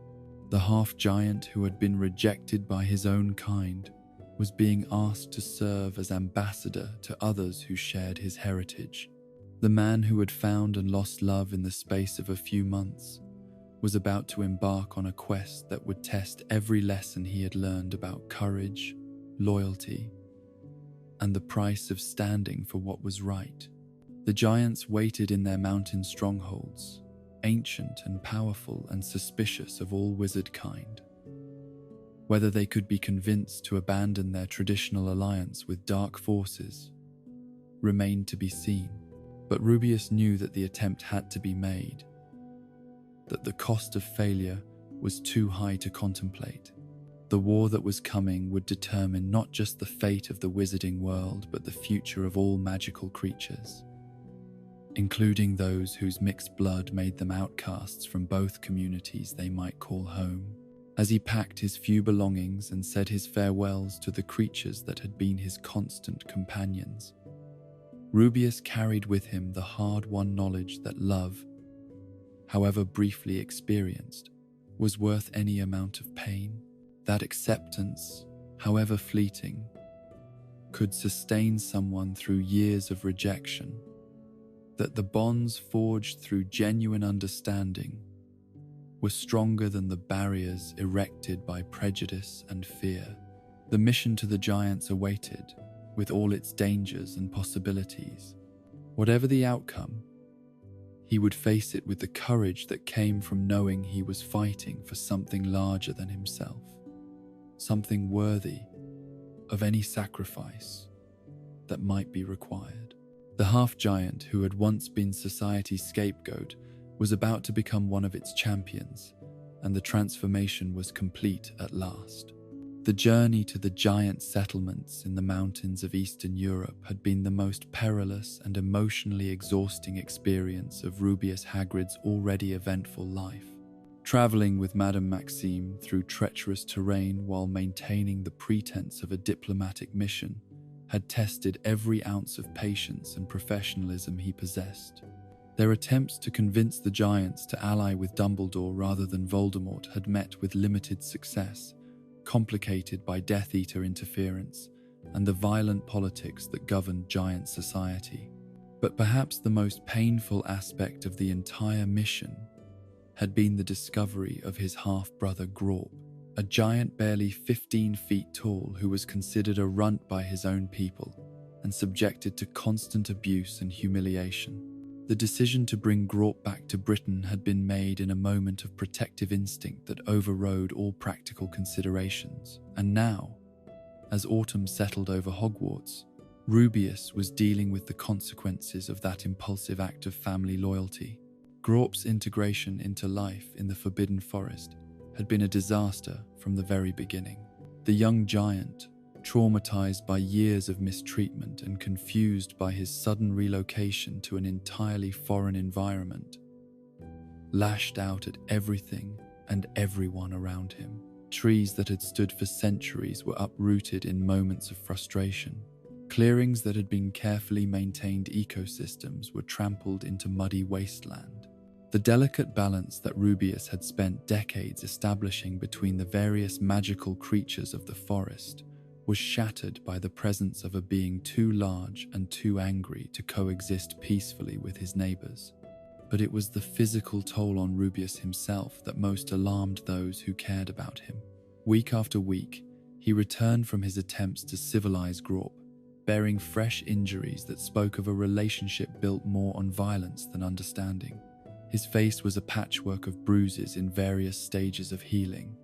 His hands bore the marks of giant teeth and fingernails, and his movements carried the careful stiffness of someone whose ribs had been cracked repeatedly by the flailing limbs of a frustrated adolescent giant. "It's getting better," he would insist to anyone who expressed concern, his voice carrying the forced optimism of someone trying to convince himself as much as his listeners. "Grawp's just scared, that's all. He doesn't understand where he is or why he's here. Once he settles down, once he learns to trust me, everything will be fine." But the evidence suggested otherwise. The clearing where Grawp had been established was a scene of constant destruction, with broken trees and disturbed earth marking each failed attempt at communication or education. The ropes that were supposed to keep the young giant within safe boundaries were repeatedly snapped, forcing Rubeus to develop increasingly elaborate restraint systems that looked more like instruments of torture than tools of protection. The other creatures of the forest had begun to avoid the area entirely, their natural instincts warning them away from a predator whose behavior was too unpredictable and violent to risk encountering. Even Aragog, ancient and wise in the ways of survival, had relocated his family deeper into the forest's heart, away from the chaos that Grawp's presence had brought to their previously peaceful domain. Harry, Ron and Hermione watched Rubeus's deteriorating condition with growing alarm and helplessness. Their visits to his hut, once filled with warmth and comfortable conversation, had become increasingly strained as their friend struggled to maintain his usual cheerful demeanor while dealing with injuries both physical and emotional. The rock cakes remained legendarily hard. The tea stayed strong enough to strip paint, but the man who served them was clearly suffering in ways that went far beyond the visible wounds. "You can't keep doing this to yourself," Hermione said during one particularly difficult visit, her voice tight with concern as she observed the fresh scratches on Rubeus's face and the way he winced when he moved too quickly. "Grawp is hurting you. This isn't love or family loyalty. It's self-destruction." But Rubeus's response was always the same, delivered with the stubborn determination of someone who had made a promise he refused to break regardless of the personal cost. "He's my brother, my only family left in the world. I can't just abandon him because he's having trouble adjusting.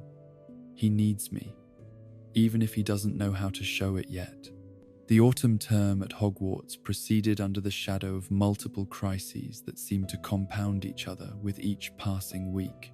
The return of Lord Voldemort had sent shockwaves through the wizarding world that continued to reverberate months later, creating an atmosphere of fear and suspicion that affected every aspect of magical society.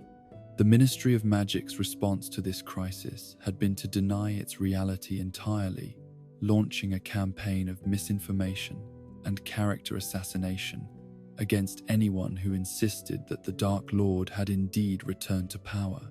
Into this volatile situation had arrived Dolores Umbridge, a woman whose pink cardigans and kitten-decorated office plates concealed a mind of breathtaking cruelty and bureaucratic vindictiveness. Her appointment as defense against the dark arts professor had been the first shot in what would become a war between the Ministry and Hogwarts, with students and staff caught in the crossfire of adult politics that prioritized power over education or safety.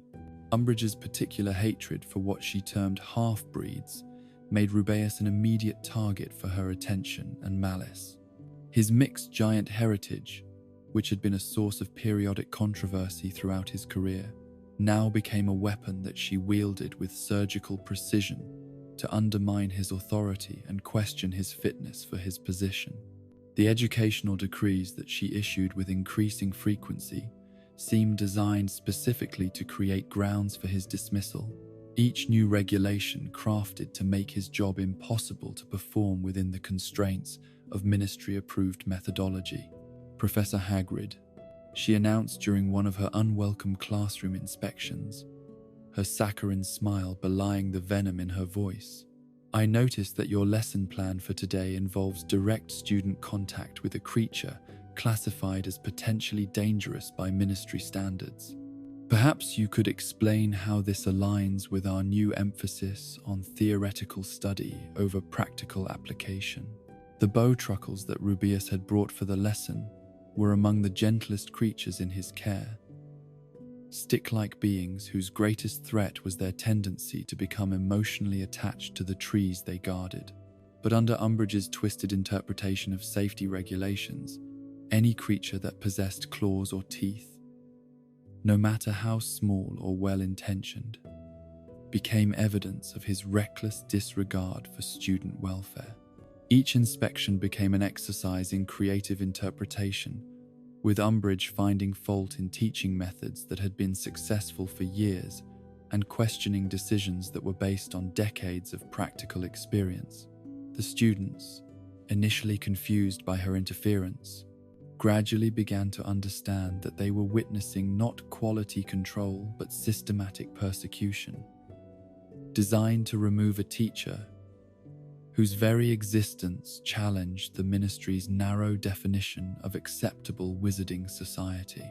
The pressure intensified when Umbridge discovered evidence of the illegal support Harry Potter parties that had been organized by students who refused to accept the ministry's version of recent events. The parties themselves were harmless gatherings where young witches and wizards could discuss the truth about Voldemort's return without fear of official retribution. But they represented exactly the kind of independent thinking that Umbridge was determined to suppress. Rubeus's involvement in these gatherings was peripheral at best. He had simply provided his hut as a meeting space and offered emotional support to students who were struggling with the cognitive dissonance created by official lies. But in Umbridge's hands, this minimal participation became evidence of seditious activity that threatened the stability of the entire magical government.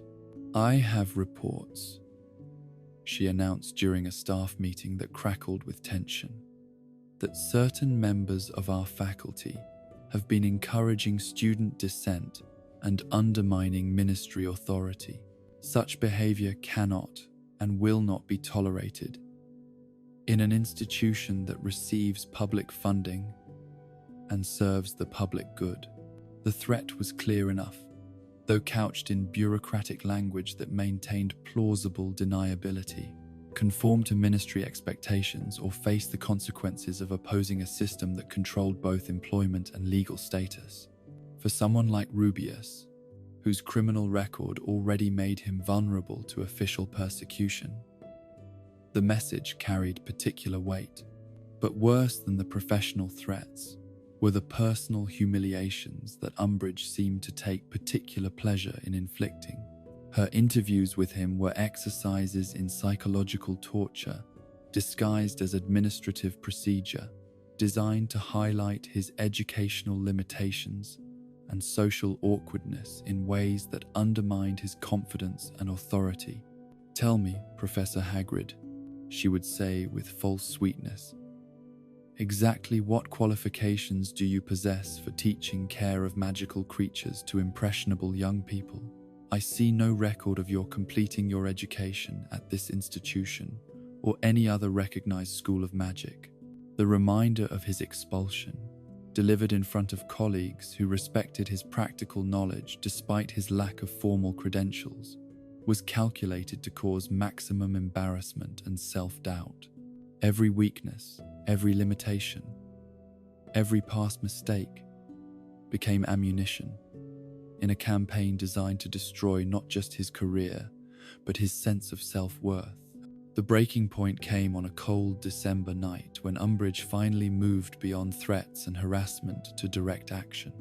Armed with a warrant signed by Minister Fudge himself and accompanied by a squad of ministry enforcement officers, she arrived at Rubeus's hut with the clear intention of removing him from Hogwarts permanently.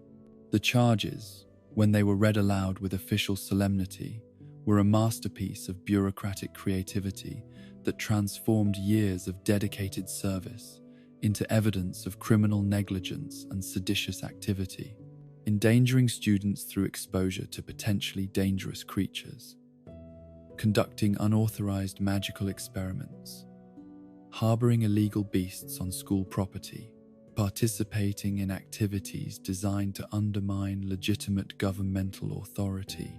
Each accusation was technically accurate, while being fundamentally dishonest, twisting normal teaching activities and administrative duties into crimes against public safety and political order. The fact that no students had been seriously injured during his years of teaching, that his experiments were standard creature care procedures, that his illegal beasts were properly licensed and contained. None of these facts mattered to officials whose mission was political rather than legal. "You'll come with us quietly," the lead Auror announced, his voice carrying the tired authority of someone who had conducted too many such arrests and lost track of whether justice was being served. "Or we'll be forced to use restraint measures appropriate to your size and heritage." The threat of magical restraints designed specifically for giants, devices that would cause excruciating pain while rendering him helpless, was the final insult in a process that had already stripped away his dignity and professional standing. But Rubeus's response surprised everyone present, including himself. Instead of compliance or desperate pleading, He felt a surge of the same righteous anger that had sustained him through previous injustices. "I haven't done anything wrong," he declared, his voice carrying across the grounds with the force of absolute conviction. "I've spent my life protecting students and creatures, and I won't be arrested for doing my job properly just because it doesn't fit your political agenda." The battle that followed was brief but spectacular, pitting Rubeus's natural strength and decades of accumulated magical knowledge against trained auras, whose confidence in their ability to subdue a simple half-giant proved to be dramatically misplaced. Stunning spells that should have dropped him instantly were absorbed by his mixed heritage without visible effect. Binding curses that were designed to immobilize the largest wizards slowed him only slightly. But it was when they stunned Fang, his faithful canine companion who had committed no crime beyond loyalty to his master, that Rubeus's controlled resistance transformed into genuine fury. The dog's unconscious form, crumpled on the ground like a discarded toy, represented everything that was wrong with a system that punished innocence and rewarded cruelty. The ministry official who had cast that particular spell found himself lifted off his feet and thrown 10 feet through the air, landing in a heap against the pumpkin patch with a force that would leave him unconscious for hours. His colleagues, realizing that their quarry was far more dangerous than their briefings had suggested, began casting more serious spells designed to cause real harm rather than mere incapacitation. It was then that Professor McGonagall appeared, drawn by the commotion and horrified by what she found unfolding outside Rubeus's home. Her attempt to intervene on his behalf, to point out the illegality of the arrest and the impropriety of the methods being employed, was met with a barrage of stunning spells that struck her simultaneously from 4 different directions. The sight of his colleague and friend crumpling to the ground, her body rigid with the impact of multiple magical assaults, was more than Rubeus could bear to witness. The woman who had stood by him during the Chamber of Secrets crisis, who had defended his teaching methods against Umbridge's persecution, who had never shown him anything but professional respect, despite his mixed heritage and criminal record, had been struck down for the crime of trying to help him. The 2 remaining ministry officials who were still conscious found themselves facing a half-giant whose restraint had finally been completely abandoned, whose protective instincts had been triggered by threats to those he cared about. The battle that followed was less a fight than a demonstration of what happened when someone with giant strength decided that half measures were no longer sufficient. When the last of his attackers had been rendered unconscious or incapacitated, Rubeus gathered the still stunned Fang into his arms and disappeared into the Forbidden Forest, leaving behind the life he had built at Hogwarts and the safety that had sustained him through so many previous crises. The boy who had once been expelled from school had now been forced to flee from the adult world as well, driven into exile by a system that could not tolerate anyone who challenged its narrow definitions of acceptability. The months that followed were perhaps the most difficult of his entire life, spent hiding in caves and abandoned buildings while ministry search teams combed the countryside for any trace of his whereabouts. The wanted posters that appeared in magical communities throughout Britain described him as armed and extremely dangerous, a half-giant terrorist who had assaulted ministry officials in service of a political agenda designed to destabilize legitimate government. But even in exile, Rubeus found ways to maintain his connections to the world he had been forced to leave behind. Owls carried messages between the forest and the castle, bringing news of McGonagall's slow recovery from her injuries and updates on the continuing deterioration of conditions under Umbridge's authoritarian rule. Students who had been inspired by his courage found ways to slip away from the school for brief visits that brought both comfort and dangerous exposure to discovery. It was during one of these clandestine meetings that Harry, Ron, and Hermione finally learned the truth about Grawp's presence in the forest and Rubeus's desperate attempts to civilize his violent half-brother. The revelation that he had been enduring months of physical abuse while trying to create a relationship with his only remaining family member added another layer of tragedy to an already heartbreaking situation. "He's all I've got left," Rubeus explained, his voice thick with exhaustion and emotional pain as they sat in the dim light of a cave that had become his temporary home. "My mother abandoned us both. My father's been dead for years, and Grawp doesn't understand why the other giants treated him so badly. He just needs someone to be patient with him, to show him that not everyone in the world wants to hurt him." The parallels between Grawp's situation and Rubeus's own experiences with rejection and prejudice were obvious to everyone present, though none of them dared to point out that sometimes love and good intentions were not enough to overcome the damage that years of abuse had inflicted. The young giant's violence was not malicious, but born of trauma and confusion, yet the results were the same regardless of the underlying causes. The death of Aragog, when it came in late spring, felt like the final blow in a year that had already taken so much from Rubeus. The ancient Acromantula, his oldest friend, and the creature whose protection had originally led to his expulsion from Hogwarts, succumbed to age and illness in the depths of the forest where he had lived for over 50 years. The funeral that Rubeus organized was a deeply personal affair, attended only by Harry, Ron, Hermione, and Professor Slughorn, who had been persuaded to join them for reasons that became clear only later. The burial of the massive spider beneath the spreading branches of an ancient oak was conducted with the same dignity and respect that would have been accorded to any fallen friend, regardless of species or social acceptability. "He never hurt a human being in all the years I knew him," Rubeus said through his tears as they lowered Aragog's body into the earth, his voice breaking with grief for a friendship that had sustained him through decades of isolation and persecution. People were afraid of him because of what he was, not because of who he was. He deserved better from the world than he got. The words served as epitaph not just for Aragog, but for all the misunderstood creatures that Rubeus had loved and lost over the years. All the beings whose true nature had been obscured by fear and prejudice. In a world that seemed increasingly divided between those who sought power and those who were victimized by it, the loss of such a faithful friend felt like a diminishment of everything that made life worth living.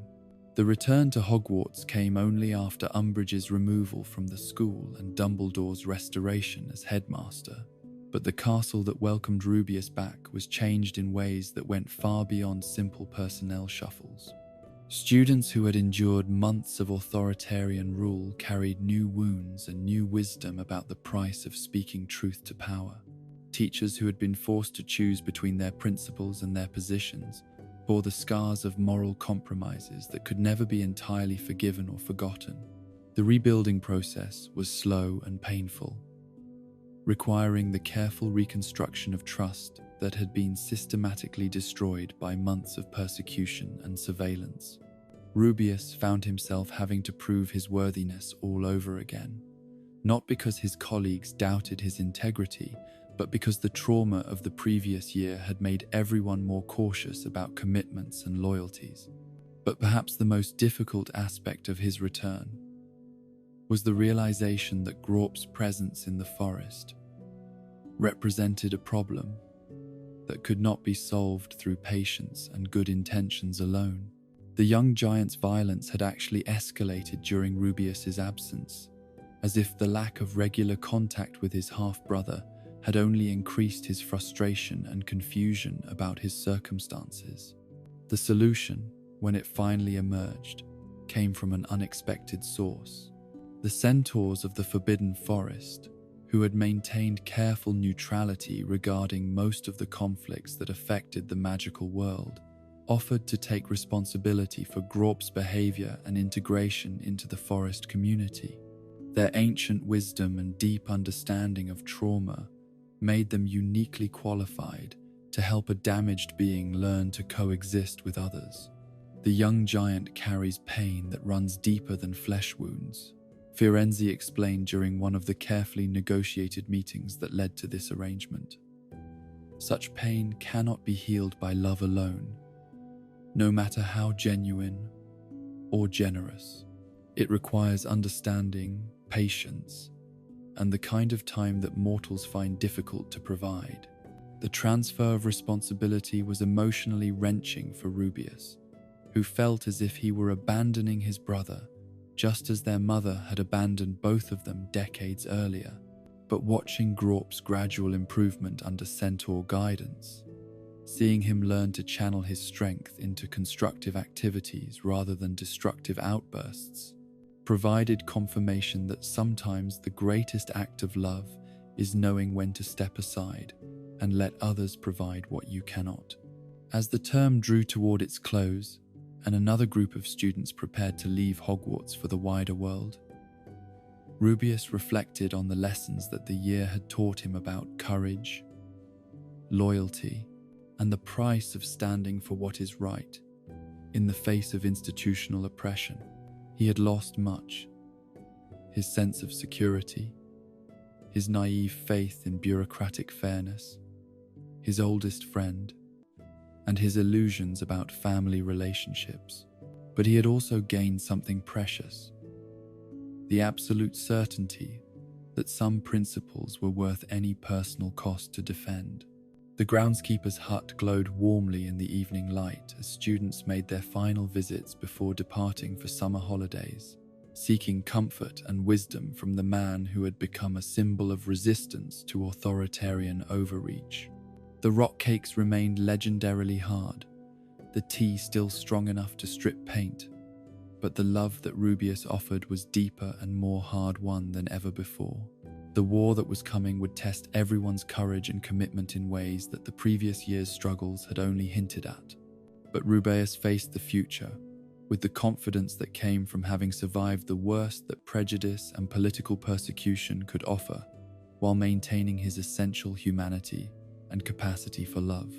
Whatever challenges lay ahead, he would meet them, as he always had, with loyalty to his friends, protection for the innocent, and an unshakable belief that kindness was stronger than hatred, no matter how powerful the forces arrayed against it might appear to be.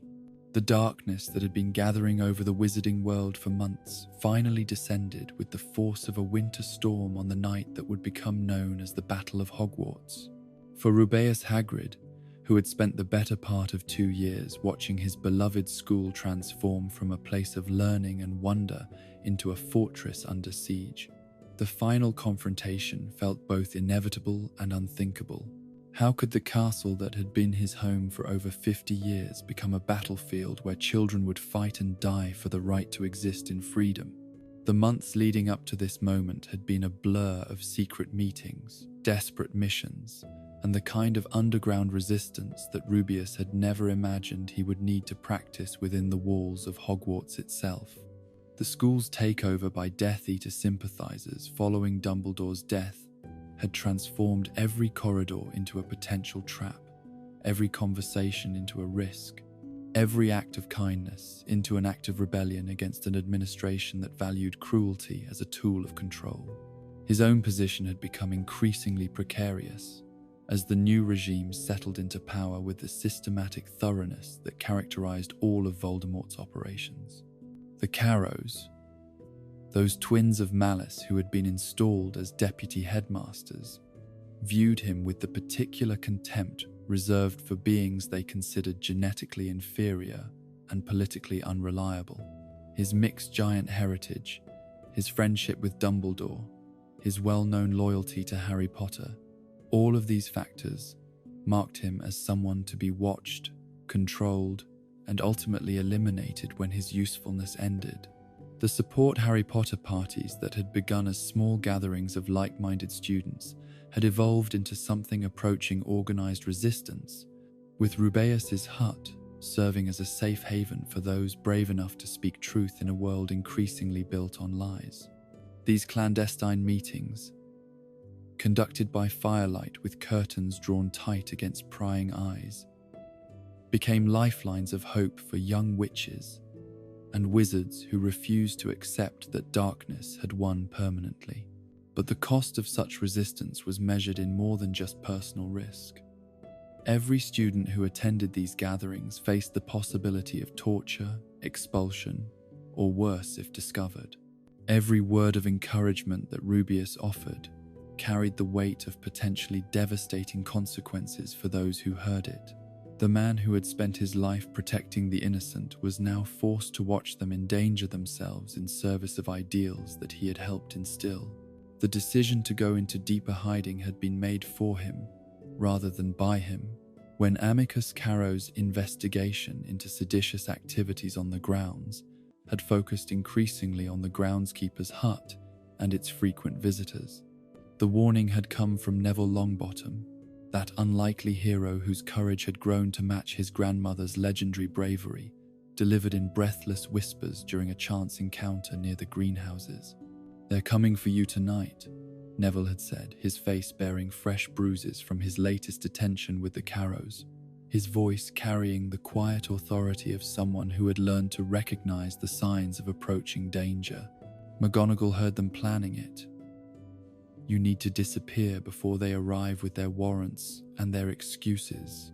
The flight into the deeper reaches of the Forbidden Forest had been heartbreaking in its finality, forcing Rubeus to abandon not just his home, but the creatures that depended on him for their daily care.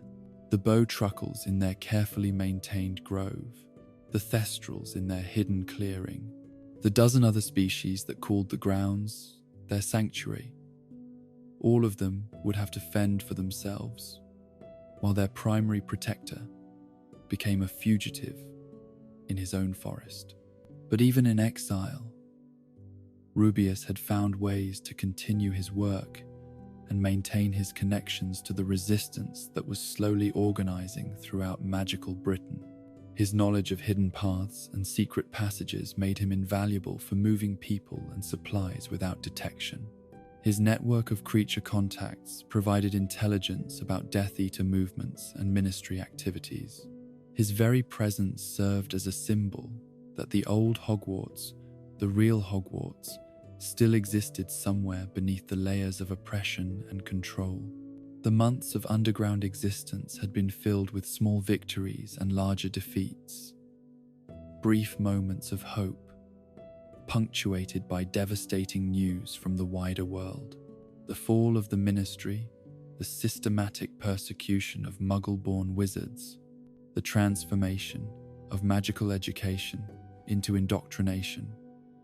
Each development felt like another nail in the coffin of the world that Rubeus had spent his life trying to protect and preserve. But perhaps the most painful aspect of this period had been the isolation from the students he had devoted his career to nurturing and protecting. Reports filtered through the resistance network about the conditions inside the school, about young people subjected to torture in the name of discipline, about the systematic destruction of everything that had once made Hogwarts a place of wonder and discovery. When word finally came that Harry Potter had returned and that the final confrontation was approaching, Rubeus felt a mixture of relief and terror that left him almost unable to function. Relief that the waiting and hiding were finally coming to an end, that the decisive battle would at last determine the future of their world. Terror at the thought of what that battle would cost. How many of the children he had watched grow up would not survive to see the dawn that followed. The call to arms that went out through the resistance network was both a summons and a benediction, bringing together everyone who had chosen to stand against the darkness regardless of the personal cost. Teachers who had risked their careers to protect their students. Parents who had sent their children into hiding rather than submit to indoctrination. Ordinary witches and wizards who had discovered reserves of courage they never knew they possessed, all of them converging on Hogwarts for what everyone understood might be their final stand. But it was the reunion with Grawp that provided Rubeus with the emotional strength he would need for the trials ahead.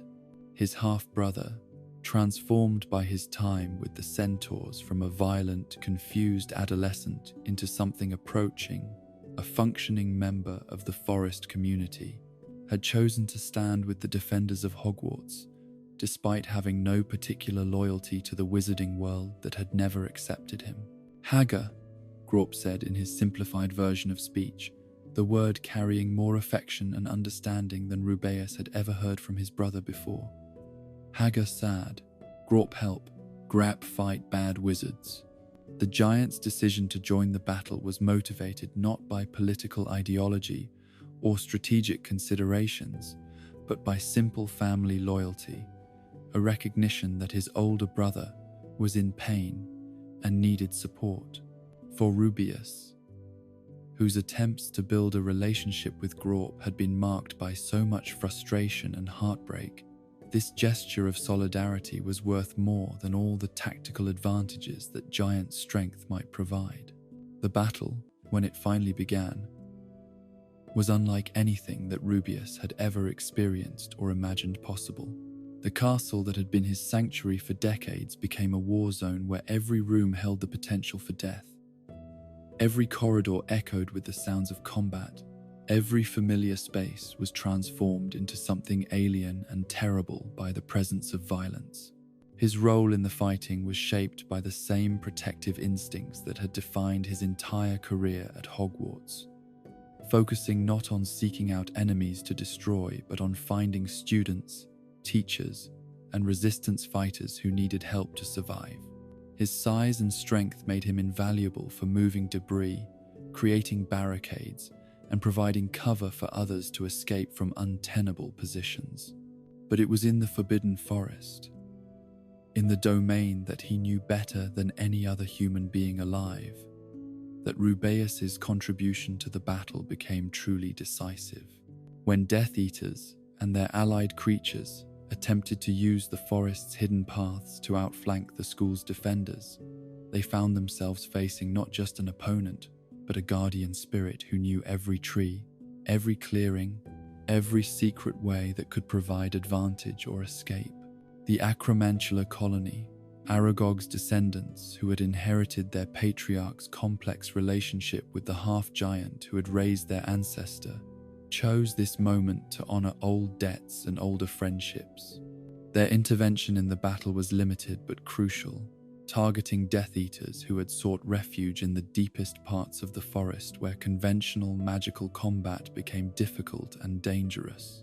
For Aragog, Rubeus whispered, as he watched the great spiders emerge from their hidden lairs to join the fight, their multiple eyes gleaming with intelligence and purpose in the darkness. For all the creatures they would have destroyed if they had won. The night wore on with a grinding intensity that tested the endurance and courage of everyone involved. Victory and defeat balanced on knife edges that shifted with each spell cast and each life lost. The defenders of Hogwarts fought with the desperation of people who understood that failure meant not just their own deaths, but the triumph of everything evil and cruel in their world. It was during a lull in the fighting, when both sides had retreated to tend their wounds and regroup for the next assault, that the most devastating blow of the battle fell.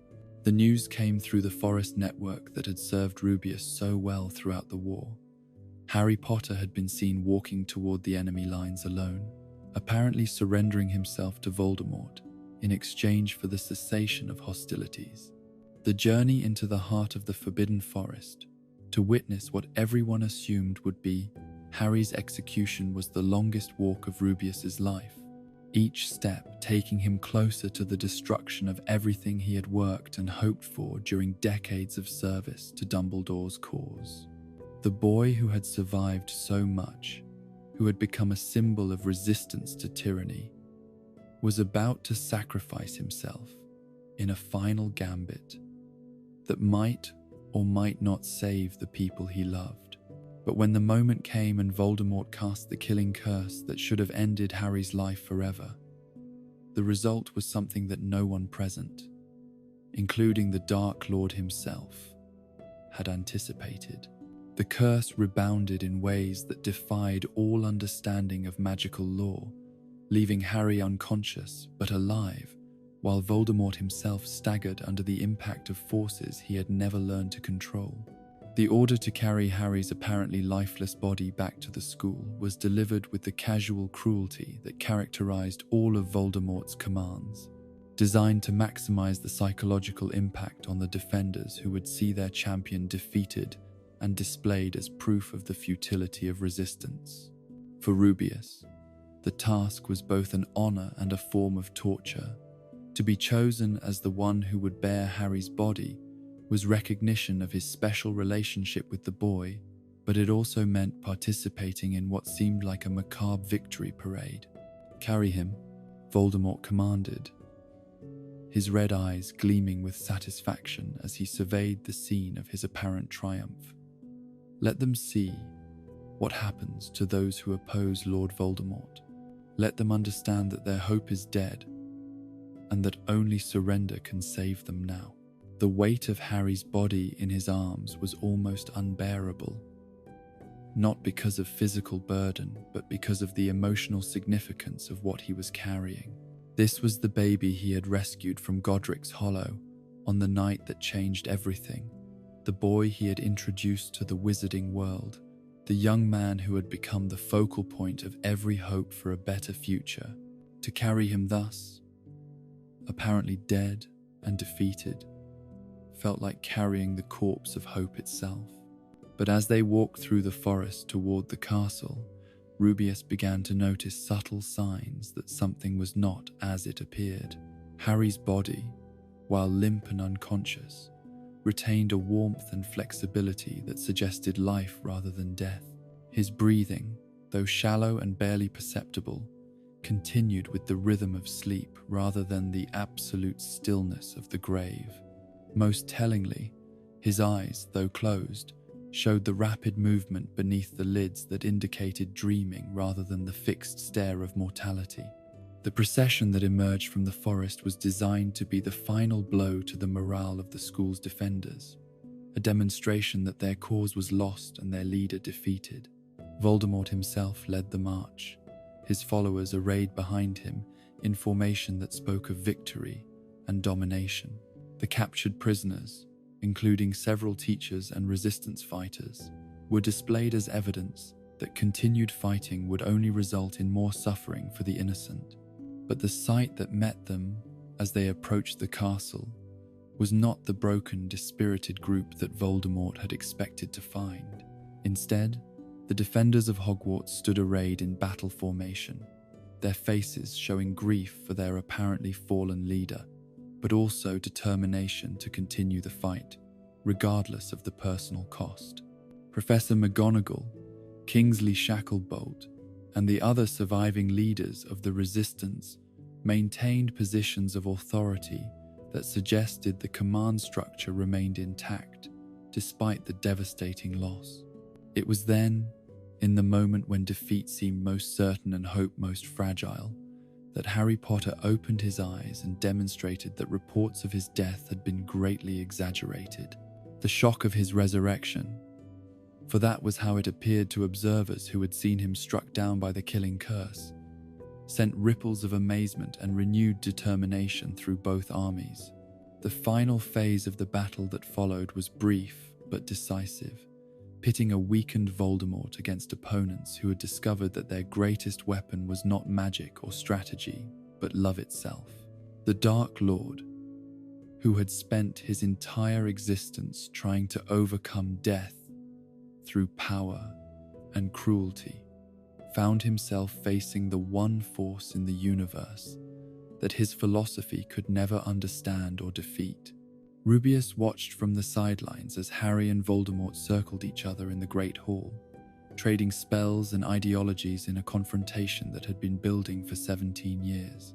The boy who had once sat in his hut eating rock cakes and listening to stories about magical creatures had become a man capable of facing the most feared wizard in the world with calm courage and absolute determination.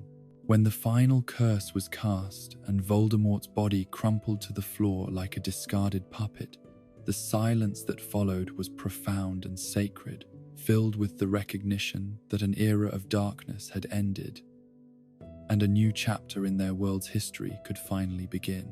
The war was over, the battle won, but the cost in lives and innocence could never be fully calculated or recovered. The celebration that erupted throughout the castle was muted by grief for those who had not survived to see the victory they had died to achieve. Teachers, students, parents, and resistance fighters who had made the ultimate sacrifice in defense of freedom and justice were mourned even as their cause was celebrated. The price of victory had been high, but the alternative, life under Voldemort's permanent rule, would have been infinitely worse. For Rubeus, the end of the war brought both relief and profound exhaustion. The accumulated stress of years spent in fear and constant vigilance finally catching up with him now that the immediate danger had passed. The half-giant who had spent his entire adult life at Hogwarts could finally rest in the knowledge that the school would continue to exist as a place of learning and wonder rather than indoctrination and terror. But even as he participated in the celebrations and mourned the losses, Rubeus's thoughts turned toward the future and the enormous task of rebuilding that lay ahead. The physical damage to the castle could be repaired with magic and hard work, but the emotional and spiritual wounds left by the war would take much longer to heal. Students who had endured torture in the name of education, teachers who had been forced to compromise their principles to survive, families torn apart by politics and violence, all of them would need time, patience, and love to recover from what they had experienced. The creatures of the Forbidden Forest, who had also suffered during the occupation, would require careful attention to restore the delicate balance that had been disrupted by years of conflict. Some species had fled to safer territories and would need encouragement to return. Others had been hunted or persecuted by Death Eaters, who viewed magical creatures as tools to be exploited or threats to be eliminated. The work of rebuilding the ecosystem would be as important as rebuilding the school itself. As dawn broke over the battered but victorious castle, painting the ancient stones with shades of gold and rose that spoke of new beginnings, Rubeus stood in the doorway of his damaged hut and contemplated the world that Harry Potter's sacrifice had made possible. It was a world where children could attend school without fear of torture, where teachers could educate rather than indoctrinate, where creatures could live in harmony with wizards who respected their rights and dignity. The boy from Spinner's End, who had once dreamed of belonging, had finally seen that dream fulfilled in the most complete way possible. He belonged not just to Hogwarts, but to the entire wizarding world, valued not despite his mixed heritage, but because of the unique perspective and abilities that heritage provided. The half-giant who had been society's scapegoat had become one of its heroes, and the transformation was complete and permanent at last. But perhaps most importantly, he had lived to see love triumph over hatred, courage overcome fear, and hope prove stronger than despair.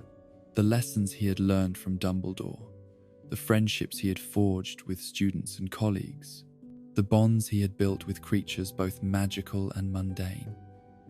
All of these relationships had contributed to a victory that belonged not to any individual, but to everyone who had chosen light over darkness.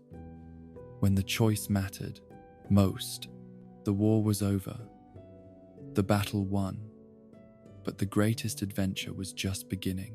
In a world made safe for difference, for kindness, for the simple proposition that all beings deserve to live free from persecution and fear, there was no limit to what could be accomplished by those brave enough to dream and determined enough to work toward making those dreams reality. The dawn that broke over Hogwarts on the 2nd of May 1998 brought with it a silence unlike any the ancient castle had ever known. It was not the peaceful quiet of a school at rest, but the profound stillness that follows earthquakes. When the ground has finally stopped shaking, but the echoes of destruction still ring in the air, the Great Hall, which had witnessed centuries of feasts and celebrations, was now filled with the bodies of those who had given their lives for freedom, their faces serene in death, despite the violence that had claimed them. Rubeus Hagrid moved through the aftermath of battle like a giant among ruins, his massive frame somehow diminished by the weight of all he had seen and endured. The war was over, Voldemort was dead, and the wizarding world was finally free to begin the long process of healing from decades of fear and oppression. But victory, he had learned, was a complex emotion that carried within it grief for what had been lost, exhaustion from what had been endured, and the daunting recognition of how much work remained to be done. The students who had survived the final battle bore wounds that went far deeper than the cuts and bruises that Madame Pomfrey could heal with potions and spells. These young people had been forced to grow up in a world where childhood was a luxury that few could afford, where innocence had been stripped away by the necessity of choosing sides in an adult war that should never have touched their lives.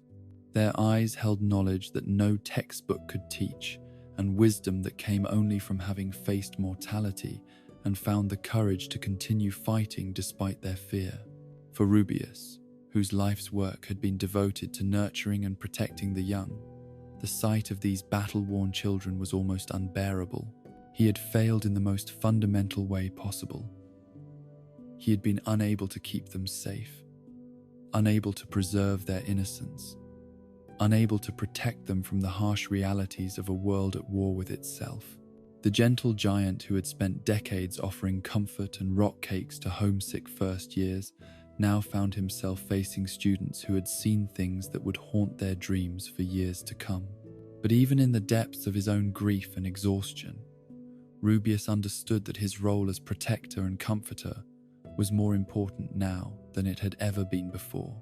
These young survivors needed someone who could offer them hope without denying the reality of their pain, who could help them begin to rebuild their lives without pretending that the damage could be easily undone. They needed the same patient, unconditional love that he had always given to the wounded creatures that found their way to his door. The physical reconstruction of Hogwarts began almost immediately, with teams of witches and wizards arriving from across Britain to help repair the damage that decades of conflict had inflicted on the school. Walls were rebuilt, windows replaced, furniture restored to its original condition through the careful application of magic and craftsmanship. But the deeper healing, the restoration of trust and hope and wonder, would take much longer to accomplish. The grounds that Rubeus had tended for over 50 years had suffered their own share of damage during the battle and the years of occupation that preceded it. The Whomping Willow had been partially destroyed by errant curses, its ancient branches scarred and broken. The vegetable patches had been trampled by fleeing combatants, their carefully cultivated rows reduced to muddy chaos. Even the pumpkin patch, his pride and joy, showed the effects of spells and explosions that had torn through the earth like magical artillery. But it was in the work of restoration that Rubeus found his own path toward healing from the trauma of war. Each plant that he coaxed back to life, each damaged tree that he nursed back to health, each creature that he helped recover from its injuries became a small victory against the forces of destruction and despair. The grounds of Hogwarts had always been more than just landscaping to him. They were a living testament to the power of patience, care, and love to create beauty in a world that often seemed determined to destroy it. The Forbidden Forest, his truest home and deepest sanctuary, had also borne the scars of conflict in ways that would take years to fully understand and address. The delicate balance between species that he had spent decades nurturing had been disrupted by the presence of Death Eaters, their dark magic leaving traces in the very soil that would poison the ecosystem for seasons to come. Some creatures had fled to safer territories and would require careful coaxing to return.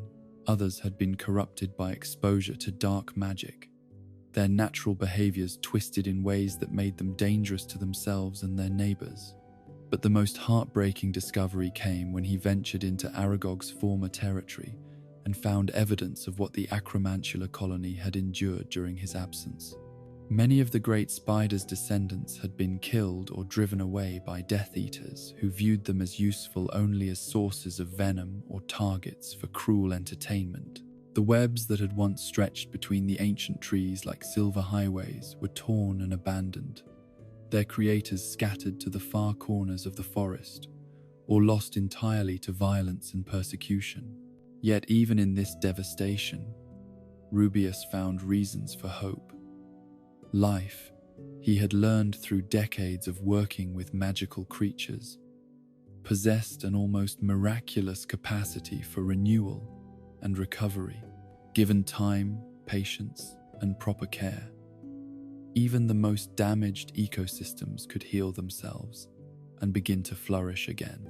The work would be slow and often frustrating, requiring the same kind of faith in eventual success that had sustained him through all the previous crises and challenges of his long career.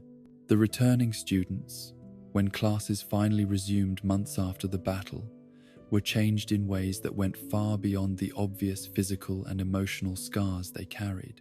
These young witches and wizards had seen the absolute worst that their world could produce, had faced evil in its purest form, and had chosen to stand against it despite the personal cost. They possessed a maturity and depth of character that no amount of traditional education could have provided, but they also carried burdens that no child should ever have to bear.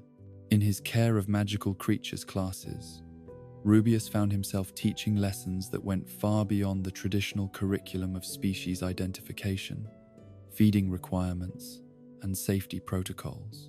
These students needed to learn how to trust again, how to find joy in simple pleasures, how to believe that the future could be better than the past they had survived.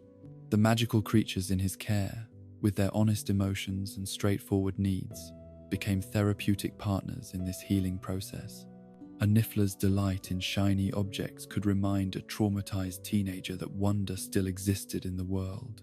A Thestral's gentle acceptance of human contact, despite its association with death, could teach valuable lessons about the possibility of finding peace after loss.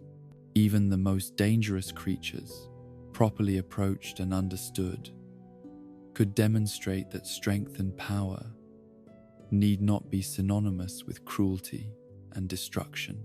But perhaps the most important lesson that Rubeus taught, without ever speaking it directly, was that survival itself was a form of victory worth celebrating. Every student who returned to school, every laugh that echoed through the corridors, every moment of genuine happiness despite all they had endured was proof that the forces of darkness had ultimately failed in their mission to destroy hope and human connection. The years that followed the war were marked by a gradual but steady return to something approaching normalcy, though the Hogwarts that emerged from this period of healing was subtly but significantly different from the school that had existed before Voldemort's rise to power. The students were more serious, more aware of the larger world beyond the castle walls, more appreciative of freedoms and privileges that previous generations had taken for granted. The curriculum had been expanded to include more practical defensive magic, more emphasis on the history of dark wizard movements, and more attention to the ethical implications of magical power. For Rubeus, these changes represented both vindication of principles he had always held and validation of methods he had always employed. His approach to education, which had always emphasized respect for all forms of life and the importance of understanding rather than fear, had proven its worth during the darkest period in recent wizarding history. Students who had learned to see the humanity in dangerous magical creatures had been better prepared to recognize the essential goodness in people who seemed different or threatening. The bond between Rubeus and the students deepened during these post-war years, forged by shared experiences of loss and survival that created understanding beyond the traditional teacher-student relationship. Young witches and wizards who had fought beside him in the final battle carried that experience with them as they grew into adulthood, maintaining connections that lasted long after they had graduated and moved on to careers and families of their own. His hut remained a sanctuary for those who needed comfort, guidance, or simply someone who would listen to their troubles without judgment or condescension. The rock cakes stayed legendarily hard. The tea remained strong enough to dissolve metal, but the love and acceptance that came with them were precisely what many visitors needed to face their challenges with renewed courage and determination. The magical creatures that had been displaced or traumatized by the war also found healing in the patient care that Rubeus provided. His understanding of their needs and his respect for their dignity, helping them recover from experiences that had left deep psychological as well as physical scars. A hippogriff that had been tortured by Death Eaters for their amusement slowly learned to trust human contact again. A family of bowtruckles whose grove had been destroyed by dark magic found new homes in trees that Rubeus had carefully prepared for their specific needs. Each successful rehabilitation was a small victory against the lingering effects of Voldemort's reign of terror, proof that love and patience could overcome even the most deliberate attempts to destroy trust and hope. The grounds of Hogwarts gradually returned to their former beauty, but they were enriched by the depth of caring that had gone into their restoration and the knowledge that every flower, every tree, every creature represented a conscious choice to create rather than destroy.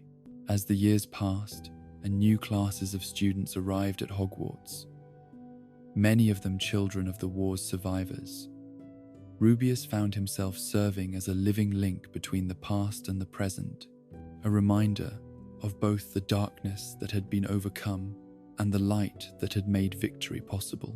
His stories of the battle, told around the fire in his hut on long winter evenings, became part of the school's oral tradition, passed down from older students to younger ones as both history lesson and inspiration. But he was careful never to glorify the violence or minimize the cost of the victory that had been achieved. War, he understood now in ways he had never comprehended before, was always a tragedy, even when it was necessary. Always a failure of human wisdom and compassion, even when it was fought for the most righteous causes. The students who heard his stories needed to understand not just the heroism that had saved their world, but the suffering that had made such heroism necessary. The greatest testament to the healing that had taken place came when Harry Potter, now grown into adulthood and serving as an Auror in the Ministry of Magic, brought his own son Albus to Hogwarts for his first year of magical education. The boy bore a strong resemblance to both his father and grandfather, with messy dark hair and bright eyes that held curiosity rather than the premature wisdom that war had forced upon his parents' generation. Standing on the platform at Hogsmeade Station, watching as the Hogwarts Express pulled away carrying another generation of young witches and wizards toward their magical education, Rubeus felt the deep satisfaction that comes from a life well lived and a duty properly fulfilled. The school that had been his home for over 60 years was safe, thriving, and continuing its ancient mission of nurturing young minds and hearts in the ways of magic and wonder. The traditional boat ride across the Black Lake for first-year students had resumed its place as one of the most magical moments in any young witch or wizard's life, the castle's lights reflecting on the dark water like fallen stars, as nervous children got their first glimpse of the home that would shape their next 7 years. Rubeus, now well into his 80s, but still possessed of the strength and vitality that came from his giant heritage, continued to guide these boats with the same care and attention he had shown to thousands of students over the decades. First years. This way, please. Come on now. Don't be shy. His voice, still powerful enough to carry across the water and calm the fears of the most nervous child, had become as much a part of Hogwarts tradition as the Sorting Hat or the Great Feast. Generations of witches and wizards carried with them memories of that first journey across the lake, of the gentle giant who had welcomed them to their new world with kindness and enthusiasm. The children who made that crossing in the years following the war were different from their predecessors in subtle but important ways. They had grown up in a world where their parents spoke openly about the value of courage, the importance of standing up for what was right, and the necessity of protecting those who could not protect themselves. These lessons, learned at kitchen tables and bedtime story sessions, had created a generation that was perhaps more aware of their responsibilities as magical citizens, but also more confident in their ability to meet those responsibilities when called upon. For Rubeus, each new class represented both an ending and a beginning, a completion of the cycle that had sustained him through all the challenges and changes of his extraordinary life. The boy who had once been expelled in disgrace had become the man who welcomed new students to the school that had shaped him. The half-giant who had been society's scapegoat had become one of its most beloved and respected figures. The outcast who had spent years searching for belonging had become the person who helped others find their place in the world. As he aged, though his body remained strong and his mind sharp, Rubeus began to think more frequently about legacy and what he would leave behind when his time at Hogwarts finally came to an end. The grounds he had tended with such devotion would remain beautiful long after his hands were no longer there to care for them. The creatures he had protected and nurtured would continue to thrive under the care of those he had trained to understand their needs. The students he had taught and comforted would carry his lessons into their own adult lives, spreading the values of compassion, courage, and acceptance to their children and grandchildren. But perhaps his greatest legacy was something less tangible but more enduring than any physical monument or memorial. He had proven, through the example of his own life, that heroism came in many forms, that greatness could be found in the most unlikely people, and that the simple act of choosing love over hatred, hope over despair, and courage over fear could change the world in ways that no spell or potion ever could. The half-giant who had once been rejected by both his parents' peoples had created a new identity that transcended the limitations others had tried to place upon him. He was neither fully wizard nor fully giant, but something uniquely himself, a bridge between worlds who had used his understanding of difference to help others find acceptance and belonging. His life had been a testament to the power of persistence, the importance of loyalty, and the transformative potential of unconditional love. As the seasons turned and new generations of students passed through Hogwarts' ancient halls, Rubeus Hagrid remained a constant presence, a living reminder of the school's values and traditions, a guardian whose watchful care extended to every creature, every student, every person who found their way to his door seeking help or comfort, or simply someone who would listen to their troubles with genuine concern and understanding. The boy from Spinner's End had finally found his place in the world, and in doing so, he had helped countless others find theirs as well. The evening mist rises gently from the Black Lake as another day draws to its peaceful close at Hogwarts, and somewhere in the warm glow of a familiar hut, the echo of Rubeus Hagrid's laughter still dances on the autumn breeze. His story, woven through decades of loyalty and love, reminds us that the greatest magic lies not in the spells we cast, but in the hearts we touch, the creatures we protect, and the kindness we offer to those who need it most.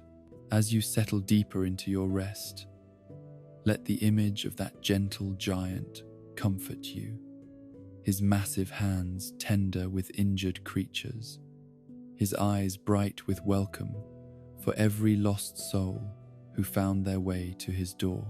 From the broken boy expelled in disgrace to the beloved guardian who helped save the wizarding world, his journey speaks to the extraordinary power of choosing compassion over bitterness, hope over despair. The grounds of Hogwarts sleep peacefully under starlight, watched over by the spirits of all who called it home. Magical creatures rest safely in the forbidden forest.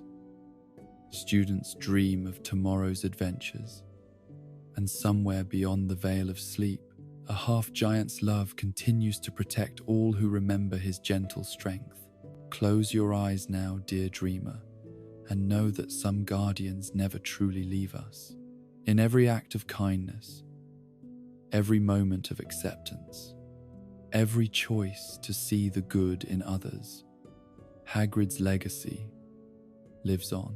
Rest well, and let his story remind you that we all have the power to make the world a little more magical, one gentle heart at a time. Sweet dreams in the shadow of the castle, where love conquers all, always.